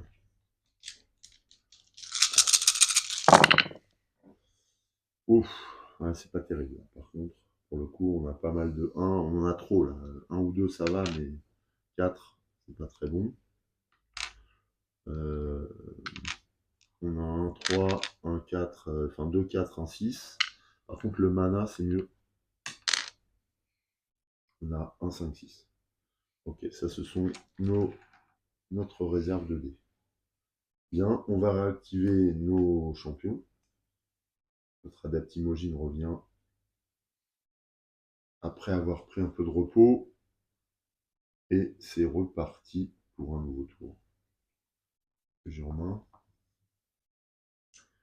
Alors, j'ai une meute de gnolls qui me permet de retourner sur sa face opposée. Ben, ça, je vais le faire tout de suite, je crois. Ouais, je vais le faire pour avoir un 6 supplémentaire. Là, je manque cruellement de points de force. Je récupère, je transforme un 1 en 6. Alors, je vais attaquer d'emblée. Ouais, alors là, par exemple, ce seigneur-là ne me permet pas d'augmenter un 6 en 7. Ça ne se peut pas. Je peux augmenter un 5 en 6, un 1 en 2, mais pas l'inverse. Pareil, je ne peux pas transformer un 1 en 6, ni un 1 en 0. Ça n'existe pas non plus. Par contre, non, j'ai relancé mes dés. Avant d'attaquer, j'ai pas terminé. D'autres choses à faire. Résolvez les engins de siège. Donc j'ai dit que les deux trébuchets ne s'activaient pas, la catapulte non plus, la lame de l'ogre non plus, la pluie ardente non plus, parce qu'elle est en troisième, en deuxième position, c'est noir. Donc ça c'est bon. Par contre, il y a un événement qui survient. Allez, un événement positif là. Renforcer les murailles. Yes. Retirer tous les dégâts des murailles. Donc j'en ai qu'un, mais c'est toujours ça. Un jeune garçon lance des seaux d'eau sur une tourelle en flammes. Une paysanne endeuillée apporte des planches vers une autre tourelle. Un par un, les paysans comprennent que le combat ne se déroule pas au-delà des murs. Ils peuvent aussi combattre à leur façon avec des marteaux, du mortier et leur propre sueur. Ah, bravo les gars. Ouais, dans ce siège, il nous faut toutes les énergies et on va se défausser de ce dé. Excellent. Alors, je suis content parce que c'est un atout que j'obtiens souvent, mais au premier tour, ce qui fait que je n'ai aucun dégât, donc je n'en bénéficie pas réellement. Ensuite, eh bien, c'est à nous d'agir. Donc on y va cette fois. Je pense que je vais attaquer la brute troll avec un 7. Alors j'ai pas de 7. 7, ça me fait dépenser 2 dés, un 1 et un 6. Ouais, tant pis. Voilà, j'ai dépensé un 1 et un 7. La brute troll est battue. Ensuite, la gargouille acérée. Est-ce que j'en ai d'autres? Non, j'en ai plus de gargouille acérée. Donc il faut 4. Donc je dépense 4 ici pour battre la gargouille acérée. Je vais attaquer le mage Lycan pour 4 en mana, 4 en force. 4 en mana, 4 en force, je les ai là. Et 4 et 5, tant pis. Et alors, cette carte-là, j'ai envie de la jouer. Plus 2. Ouais, plus 2 pour exécuter un soldat ou un mage adjacent. Ouais, c'est ce que je vais faire. Je vais attaquer les guerriers gobelins pour tuer en même temps le seigneur draconien. Donc pour ça, je dois dépenser 5. Alors, est-ce que je peux les avoir, les 5? Est-ce que je peux les avoir? Donc, je dépense le mage Lycan, il me faut plus 2. Donc là, c'est 3. Ah, j'ai qu'un 6.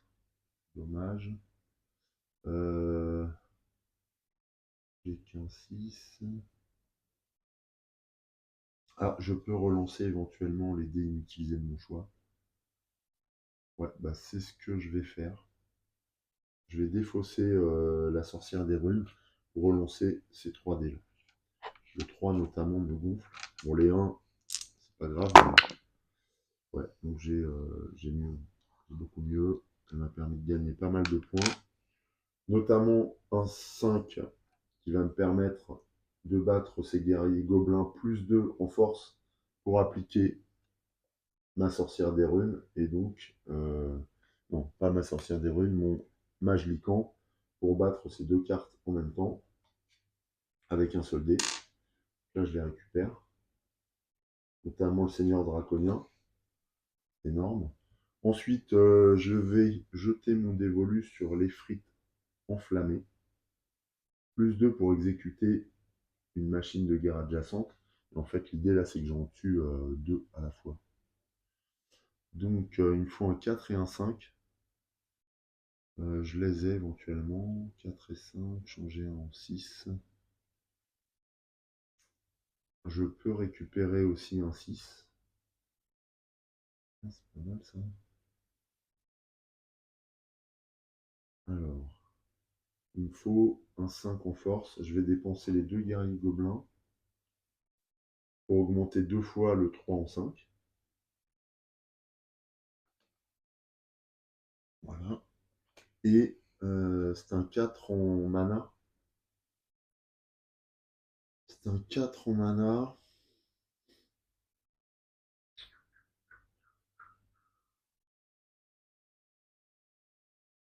Je vais dépenser le 6 là. Ouais. Je dépense le 6 en mana. Ce qui fait que cet effrit est battu. Voilà. Ensuite,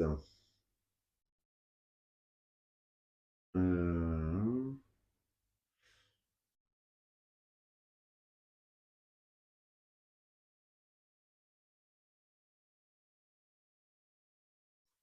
non, ce que je vais faire, c'est que je vais attaquer l'archer orc avec 6 et 2 en mana supplémentaire en dépensant les frites. Comme ça, je peux vaincre la lame de log derrière qui fait 2 dégâts, donc qui est potentiellement extrêmement dangereuse. Donc, lui vient dans ma main. La lame de l'ogre est détruite. En échange, je rallie un champion, une nouvelle fois.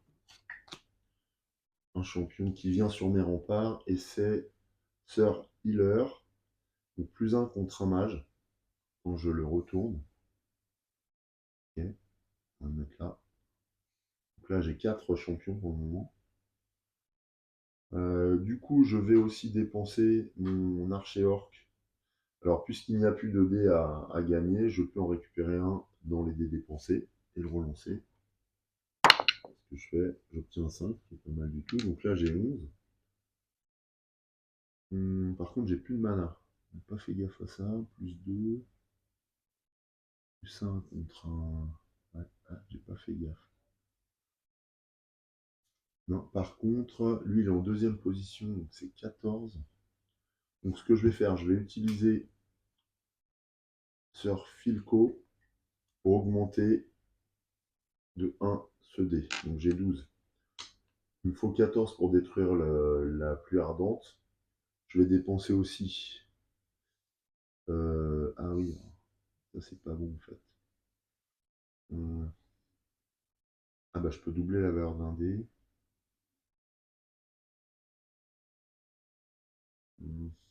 Ah, c'est peut-être un peu tôt. Ouais bah tant pis, je vais utiliser le drap. Ah, est-ce que je fais ça?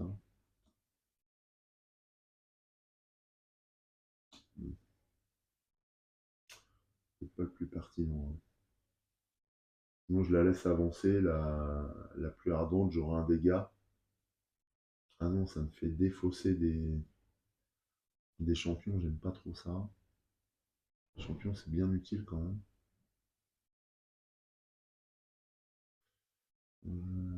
Qu'est-ce que je peux faire? Ouais.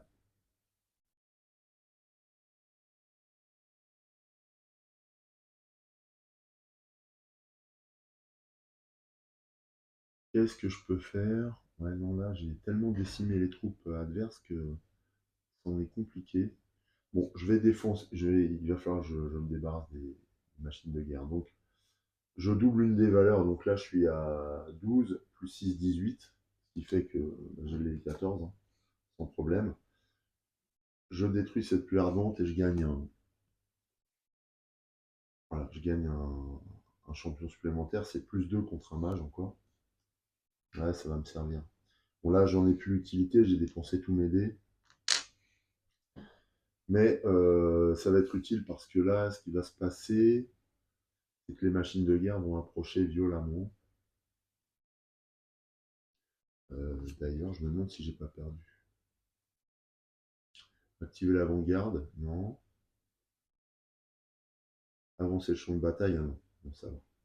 Non, il n'y a pas de machine de guerre à l'avant-garde, donc c'est bon. On est bon. Ok, j'ai fini mon tour. Justement, c'est l'avant-garde qui frappe, mais on les a décimés une bonne fois. Ensuite, résolver les engins de siège. Eh bien, pour l'instant, ils sont en 5e rang, donc ils ne s'activent pas, aucun des trois. Ensuite, non, je dis des bêtises. Non, non. Je résous pas les engins de siège maintenant. J'avance le champ de bataille d'abord. Donc là, ils avancent. Voilà.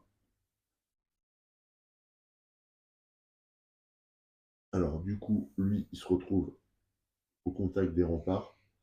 Ça qui est pas bon. Renforcer le champ de bataille. Donc là, j'ai deux colonnes sans machine de guerre. Donc elles apparaissent en 5e position. Alors là, c'est quoi? Une baliste. Elle s'active qu'en 2e et 1re position. Et un bélier.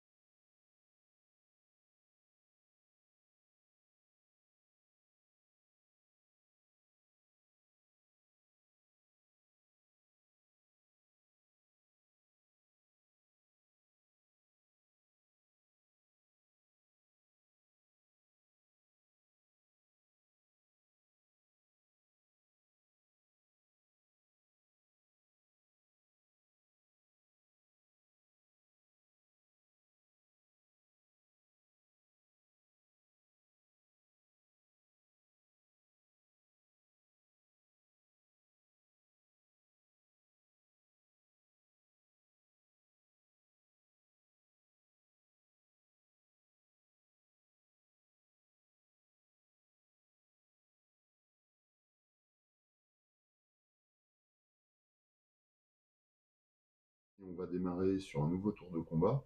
Alors comme vous l'avez compris, j'ai conservé la scène précédente sans le son pour bénéficier du lancer de dés que je venais d'effectuer avant de m'apercevoir que le micro était coupé. Voilà. C'est ce qui explique que vous avez une petite scène sans son qui précède.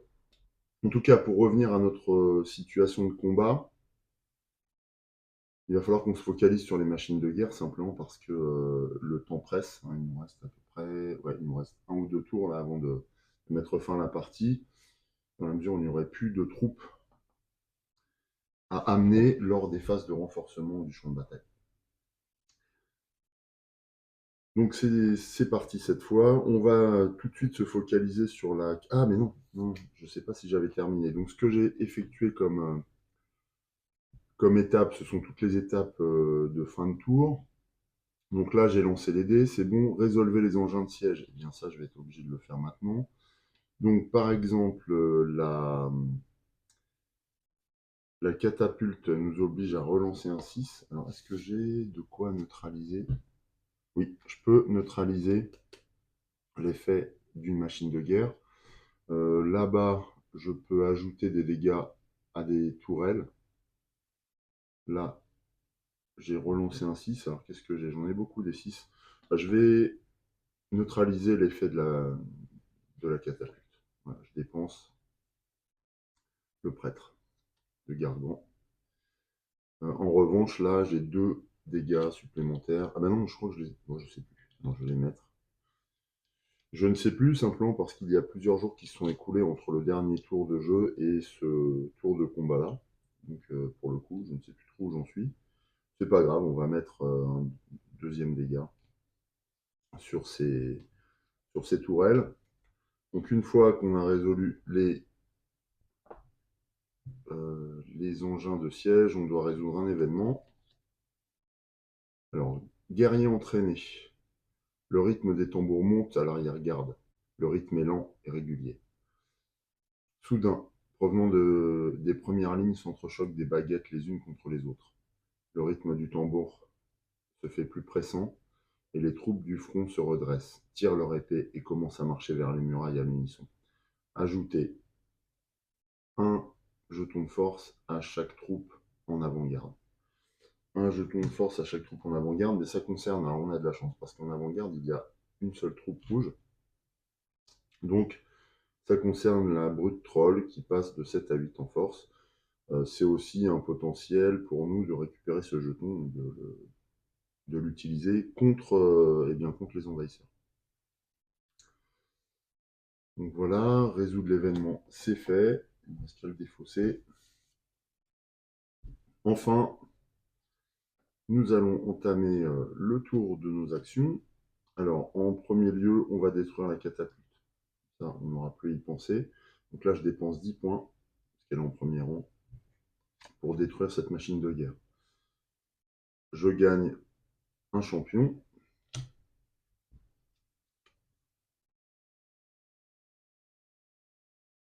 Et je gagne maître Fémique. Alors, c'est plus 2 contre un mage. Qu'est-ce que j'ai là-dessus? Je vais remplacer maître Fémique. Ah oui, alors j'aurais dû éliminer. Ah ouais, je pouvais l'anticiper ça. Donc ce que je vais faire, je vais considérer que je l'ai anticipé et je vais dépenser ce champion pour soigner un dégât. Parce que je savais que j'allais attaquer la catapulte. Je considère que j'ai attaqué la catapulte après, ce qui fait que je joue maître Fémique. Voilà, vous me pardonnerez ce petit retour en arrière. Ça me permet quand même de réparer un peu ma muraille. Ensuite,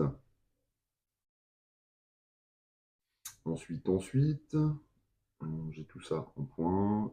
Qu'est-ce qui serait pertinent? Là, je peux annuler des effets. Est-ce que en main, j'ai une gargouille? Ouais, j'en ai une, ce qui me permettrait de neutraliser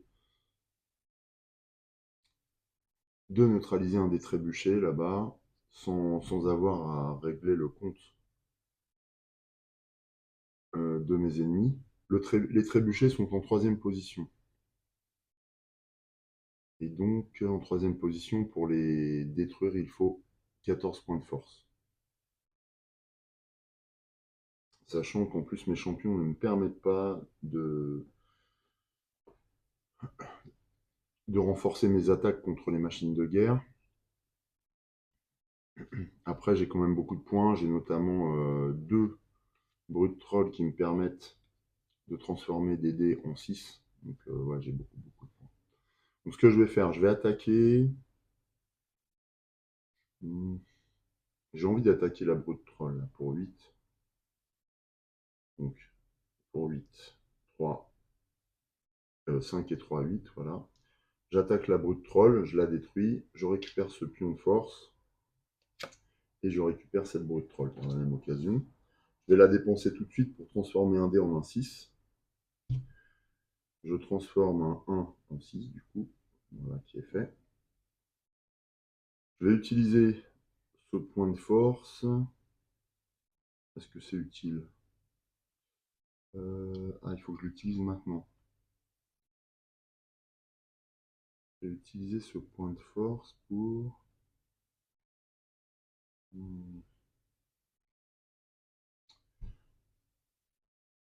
Ah oui, ça sert à rien ce que je viens de faire. Ah, j'ai pas optimisé là. Plus 2. Ah, cela dit si. Je peux utiliser ce dé contre la meute de gnolls. Je vais aussi demander à l'adepte hémogine de les attaquer, donc ça me fait plus 2 en mana qui sont transformés en force.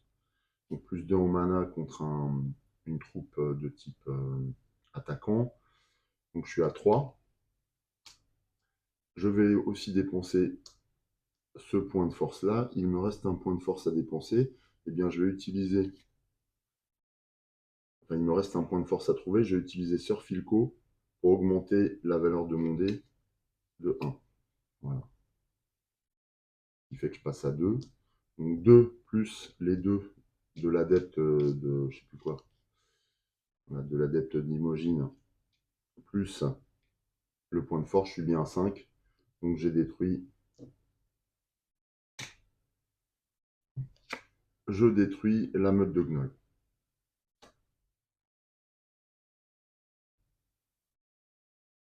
Bien, désolé, j'ai encore une coupure de caméra et de micro. Donc bah, ça m'a empêché de filmer le dernier run, là, enfin la moitié du dernier tour de combat. Donc résultat des courses, bien c'est simplement que c'est pas très grave, hein, parce que vous connaissez le système maintenant, mais en termes de déroulement de partie, j'ai réussi à buter simplement la baliste, la catapulte et le bélier, ce qui fait que il me restait encore 3 machines de guerre. Une nouvelle machine de guerre est arrivée, c'est l'œil de Gargan, et puis j'ai pioché les dernières troupes qui restaient. Il s'agit d'un mage Lycan, d'une sorcière des runes et d'un archéor qui viennent compléter la ligne d'attaque ennemie. Voilà. Ensuite, le trébuchet lui est descendu. Voilà, toutes les troupes sont descendues, ce qui fait que j'ai un certain nombre de machines de guerre accessibles, enfin plus ou moins accessibles. Il y en a une qui est accessible immédiatement au combat, mais par exemple, pour détruire le trébuchet, il va falloir que je détruise les gobelins, et pour détruire la baliste, il va falloir que je détruise le prêtre de Gargan. Donc ça va pas être simple. Heureusement, j'ai une gargouille pour aller chercher l'œil de Gargan, mais c'est quand même pas évident.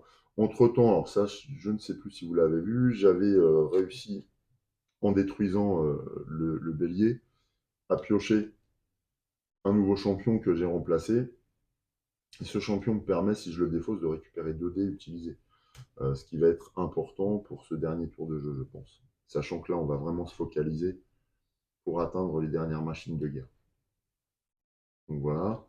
Donc bien du coup, j'avais fini le tour précédent de jeu. Donc là, je dois lancer les dés. Et donc, heureusement, j'en ai quelques-uns quand même. Il n'y en a plus qu'un dans la réserve, il n'y a plus qu'un dé de mana. En espérant qu'on ait des. Ouais, ça va. On a des résultats entendables. On a des 6, on a du 2 par contre. Heureusement, j'ai des gnolls qui me permettent. J'ai un gnoll qui me permet de retourner un dé sur une face opposée. Sinon, j'ai des 6 potentiels grâce au brut troll. Donc ça va aller au niveau force. Normalement, on aura assez de points. Après, la question, c'est est-ce qu'on aura assez de dés? Ce qu'il faut voir aussi, c'est que j'ai eu quelques dommages lors de la phase d'attaque de la ligne de front, de l'avant-garde, puisqu'il restait deux cartes ou trois, ouais, 2 cartes en avant-garde. Donc j'ai des dommages qui se sont répercutés sur la muraille aussi. Bon, en tout cas, voilà, ça c'était pour le lancer de dés. Ensuite, résolver les engins de guerre. Donc là, j'ajoute un dommage à cette tourelle à cause de ce trébuchet. Idem pour cette tourelle-là, on commence à avoir beaucoup, beaucoup de dommages. Ici, il n'y a pas de machine de guerre active puisque l'œil de Gargan est en 5e position, il est neutralisé pour le moment.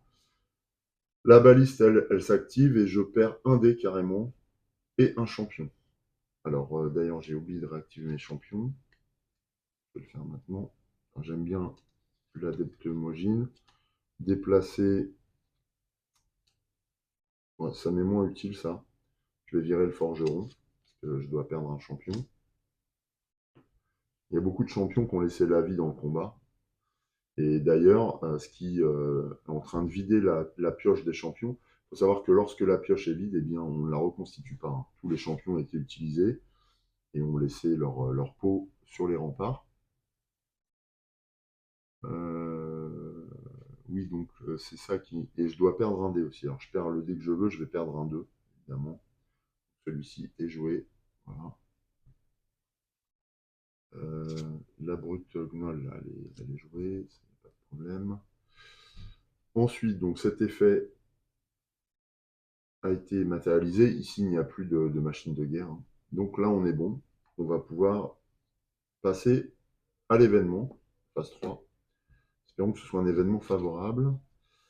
Non, j'ai pas l'impression. Oh la vache, j'ai pas l'impression. Campement infecté. Le gobelin envoyé dans l'enceinte du château par le trébuchet n'a pas survécu à l'atterrissage. Pendant la peste invisible charriée par son cadavre, elle a bien survécu, attendant silencieusement son heure, le partage du pain et des pichets de bière. Et à la fin de la journée, ce sont vos soldats qui se tordent en deux, maculant le campement d'excrétion et de déjection infâme. Ce qui fait que ça nous affaiblit, donc on doit diminuer 3 dés de la couleur qu'on souhaite de 1. Alors là, en l'occurrence, ça va nous arranger, parce que je vais transformer nos 2 en 1. Et ça va bien nous arranger quand même. Oui. Parce que je peux plus facilement transformer des 1 en 6. Donc voilà, alors là j'en ai transformé 2. Et puis un dé de mana peut-être. Qu'est-ce que j'ai là comme champion? J'ai pas mal de mana au niveau des champions, donc je vais transformer un dé de mana. J'ai pas beaucoup besoin de mana, donc je vais transformer un 3 de mana en 2. Voilà. Donc là j'aurais bien subi cette peste qui nous est arrivée par voie aérienne contre notre volonté, évidemment. Donc voilà pour l'événement, et c'est maintenant un nouveau tour d'action. Bon, il va être déterminant. On va voir si la partie est remportée ou perdue. Je vais tout de suite changer un 1 en 6, ici. Je vais garder celui-là, je le ferai au dernier moment. Voilà. Ok. Je peux intervertir 2 cartes adjacentes. Ah, bah ça c'est intéressant ça. Je vais le faire. Je vais jouer tout de suite ça pour intervertir le trébuchet avec le guerrier gobelin, qui va mettre le trébuchet à portée immédiate de mes soldats. Et j'en ai un autre. Et c'est bien ça. Je vais jouer mon deuxième samouraï pour mettre en première position la baliste. Ce qui fait que là, à portée immédiate, j'ai 3 machines. Celle-ci, je peux l'atteindre grâce à ma dernière gargouille. Ah, ça va être in extremis, je pense. Si je réussis, c'est que j'aurai tous les points, sachant que je vais pouvoir relancer des points quand même. Ensuite, qu'est-ce qu'il me reste à faire? Eh bien, ensuite, je vais attaquer. Hein. Donc là, je vais d'abord... Alors, est-ce que je détruirai pas d'abord l'œil de Gargant, parce qu'il me faut 14. C'est super cher. Donc, je vais dépenser 14. 6 et 6, plus 2, plus la gargouille. Voilà, la gargouille me permet de cibler un ennemi n'importe où. Je dépense tous ces dés pour détruire l'œil de Gargant. L'œil de Gargant me rapporte un champion. Ce champion... Ah oui, bon. Permet d'annuler tout nouveau dégât ciblant une tourelle. Ok. Je vais le poser. Et à ce moment-là, oui, bah, je verrai si je l'utilise. Si je l'utilise pour soigner, bah, je vais l'utiliser maintenant parce que je ne vais pas m'en servir par ailleurs. Je vais l'utiliser pour soigner un dégât de ma muraille. Ça n'a pas beaucoup d'importance puisqu'il n'y avait plus de machine de guerre à cet endroit-là. Ok. Voilà. Ensuite, je vais attaquer. Alors, il me reste tout ça. Je vais attaquer. Ouais, là, faut que je. De toute façon, il faut que tout ce que je les tue. Si je n'y parviens pas, c'est pas bon. Donc là, je vais attaquer qui? Je vais jouer ma meute de gnolls pour transformer un 1 en 6. Là, en le retournant sur sa face opposée. Ce qui me permet de disposer de pas mal de points. Là, j'ai besoin de 12 points. Donc, je vais utiliser un 6 ici. Plus, je vais retourner, enfin, je vais utiliser Sir Filco pour augmenter un 5 en 6. Attention à mes dés rouges. Ah, est-ce que je fais ça? Non, je vais pas augmenter celui-là. C'est un dé rouge que je dois... Ah oui, c'est un dé rouge que je dois augmenter. Il va me rester de dés. Ouais, donc 5 en 6, il me reste 2. Ouh là, ça va être tendu. Ouh là là, ouais.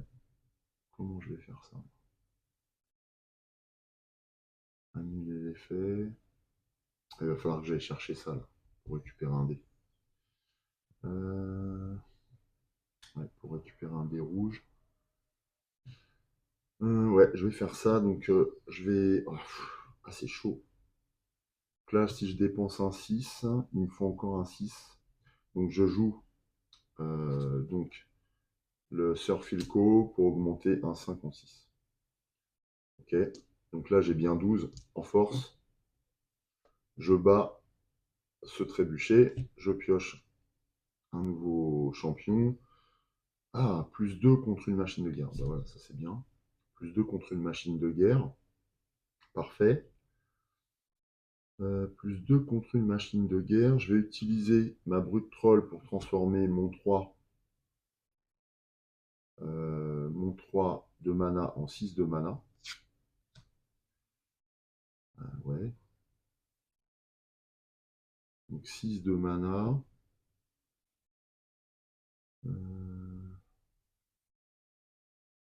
Donc j'ai 6 de mana. Je peux utiliser ça en +2, donc ça fait 8. J'ai plus aucune carte en main. C'est chaud là. Ouais, à mon avis, il me reste 2. Il me faut 22 points en tout. Là j'ai 6, +2, 8, +6. Ça fait 14, +10. Oh, j'ai 24. Donc normalement, avec tous mes dés, je m'en sors. Il faut juste que je puisse les répartir correctement. Si j'utilise 3 de force contre la baliste, plus 2 de mana, ça fait 5, plus 6. 5 plus 6, ça fait 11. J'ai 10, je le bats. Il me reste tout ça. Il me reste juste 13.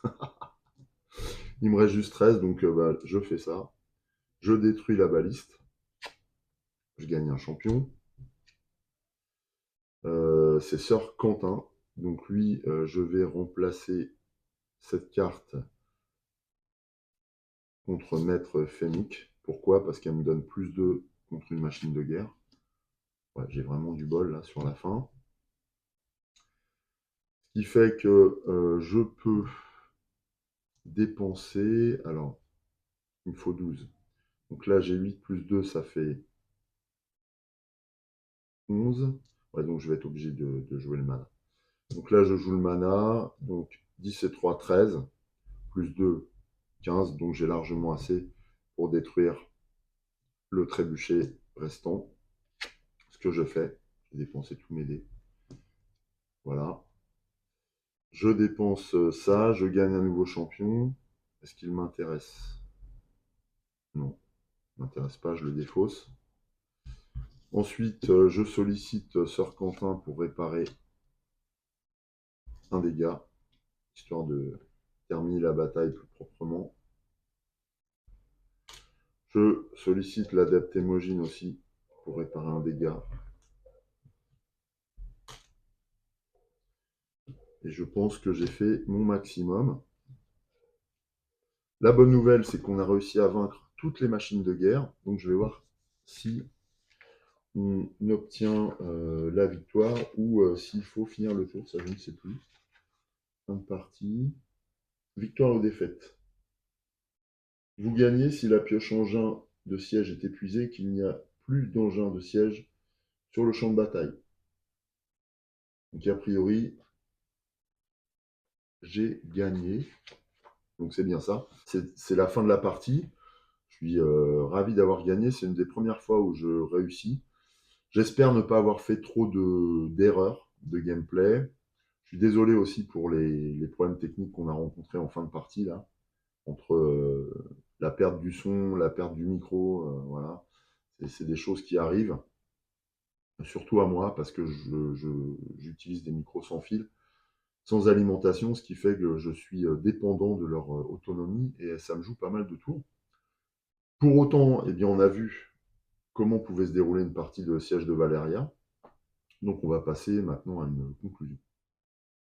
Alors en guise de conclusion, je vais surtout vous parler de ce que renferme le jeu comme potentiel. Alors moi j'aime bien le jeu de base, hein. Voilà, on a à vaincre des assauts répétés, appuyés par des machines de guerre, et il faut mettre en déroute nos adversaires en détruisant leur capacité d'action, notamment les machines de guerre. Bon, très bien. Le jeu, dans la boîte de base, propose un mode campagne. Ce qui veut dire que pour les prochaines parties, on va pouvoir se lancer dans une série de batailles. Il y a un petit topo narratif. Là, alors, je ne connais pas trop l'envergure de la narration dans le jeu. Je n'ai pas l'impression que ce soit très présent. En revanche, il y a beaucoup de règles spécifiques, ce qui sous-entend un apport en termes de gameplay. Donc voilà, un jeu évolutif, hein, on ne se contente pas du jeu de base, ce qui bon, peut suffire à certains d'entre nous, mais c'est vrai que moi j'ai fait là quelques parties maintenant. C'est la première que je gagne, mais j'ai fait quelques parties et puis c'est vrai que j'ai envie de rejouer. Et l'intérêt du mode campagne, c'est qu'il amène du nouveau matériel et de nouvelles couches de jeu supplémentaires, notamment au travers d'apport des nouvelles règles qu'on vient d'évoquer et puis de matériel. Donc il y a des nouvelles cartes grand format et puis des nouvelles petites cartes. Au niveau des cartes grand format, on trouve pas mal de choses. On trouve déjà des boss, c'est-à-dire que là maintenant les conditions de victoire vont être augmentées.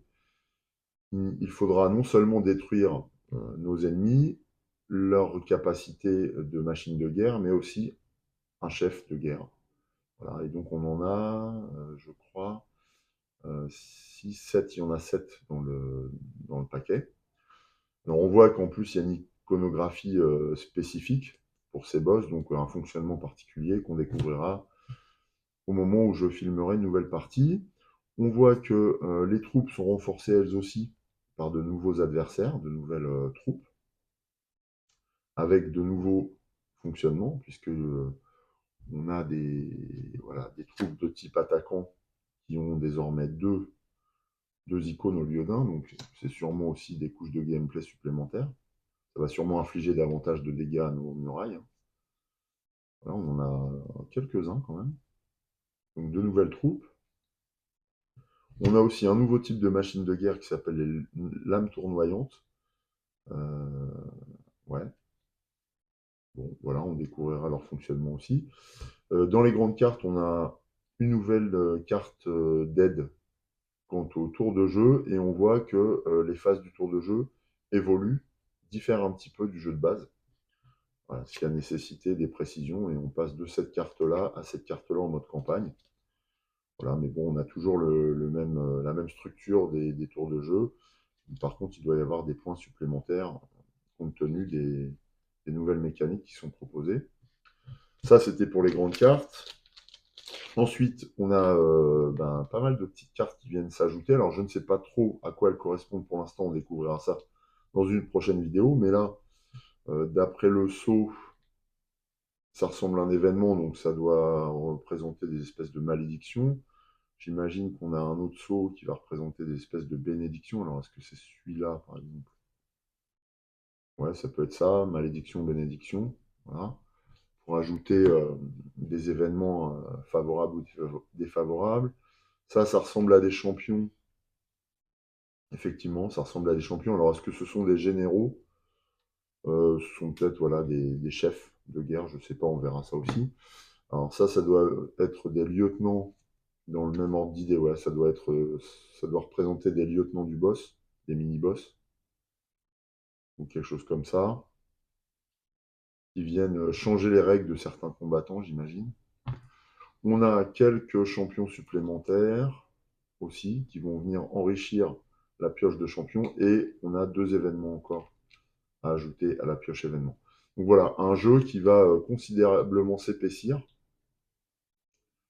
qui va aussi nous proposer de la variété avec tous ces nouveaux éléments. Tout ça est contenu dans une boîte qui coûte toujours 26 €. Je ne sais plus si je l'avais dit en introduction. Donc c'est un jeu de très bonne qualité, qui apporte une grande rejouabilité, qui est super intéressant, très agréable de par des règles très bien ficelées, et qui en plus voilà, propose des nouvelles choses dans une petite boîte de base avec un contenu assez surprenant, je dois dire. Donc ce que je ferai, eh bien, c'est que je vous proposerai une nouvelle partie dans une configuration mode campagne très prochainement sur la chaîne pour qu'on puisse découvrir ensemble cette fois les nouvelles mécaniques. Voilà. Je vais m'arrêter là. Je vous dis à très bientôt pour de nouvelles aventures et de nouveaux jeux sur Rick Studio Jeux de Plateau. En attendant, portez-vous bien. Je vous embrasse. Salut!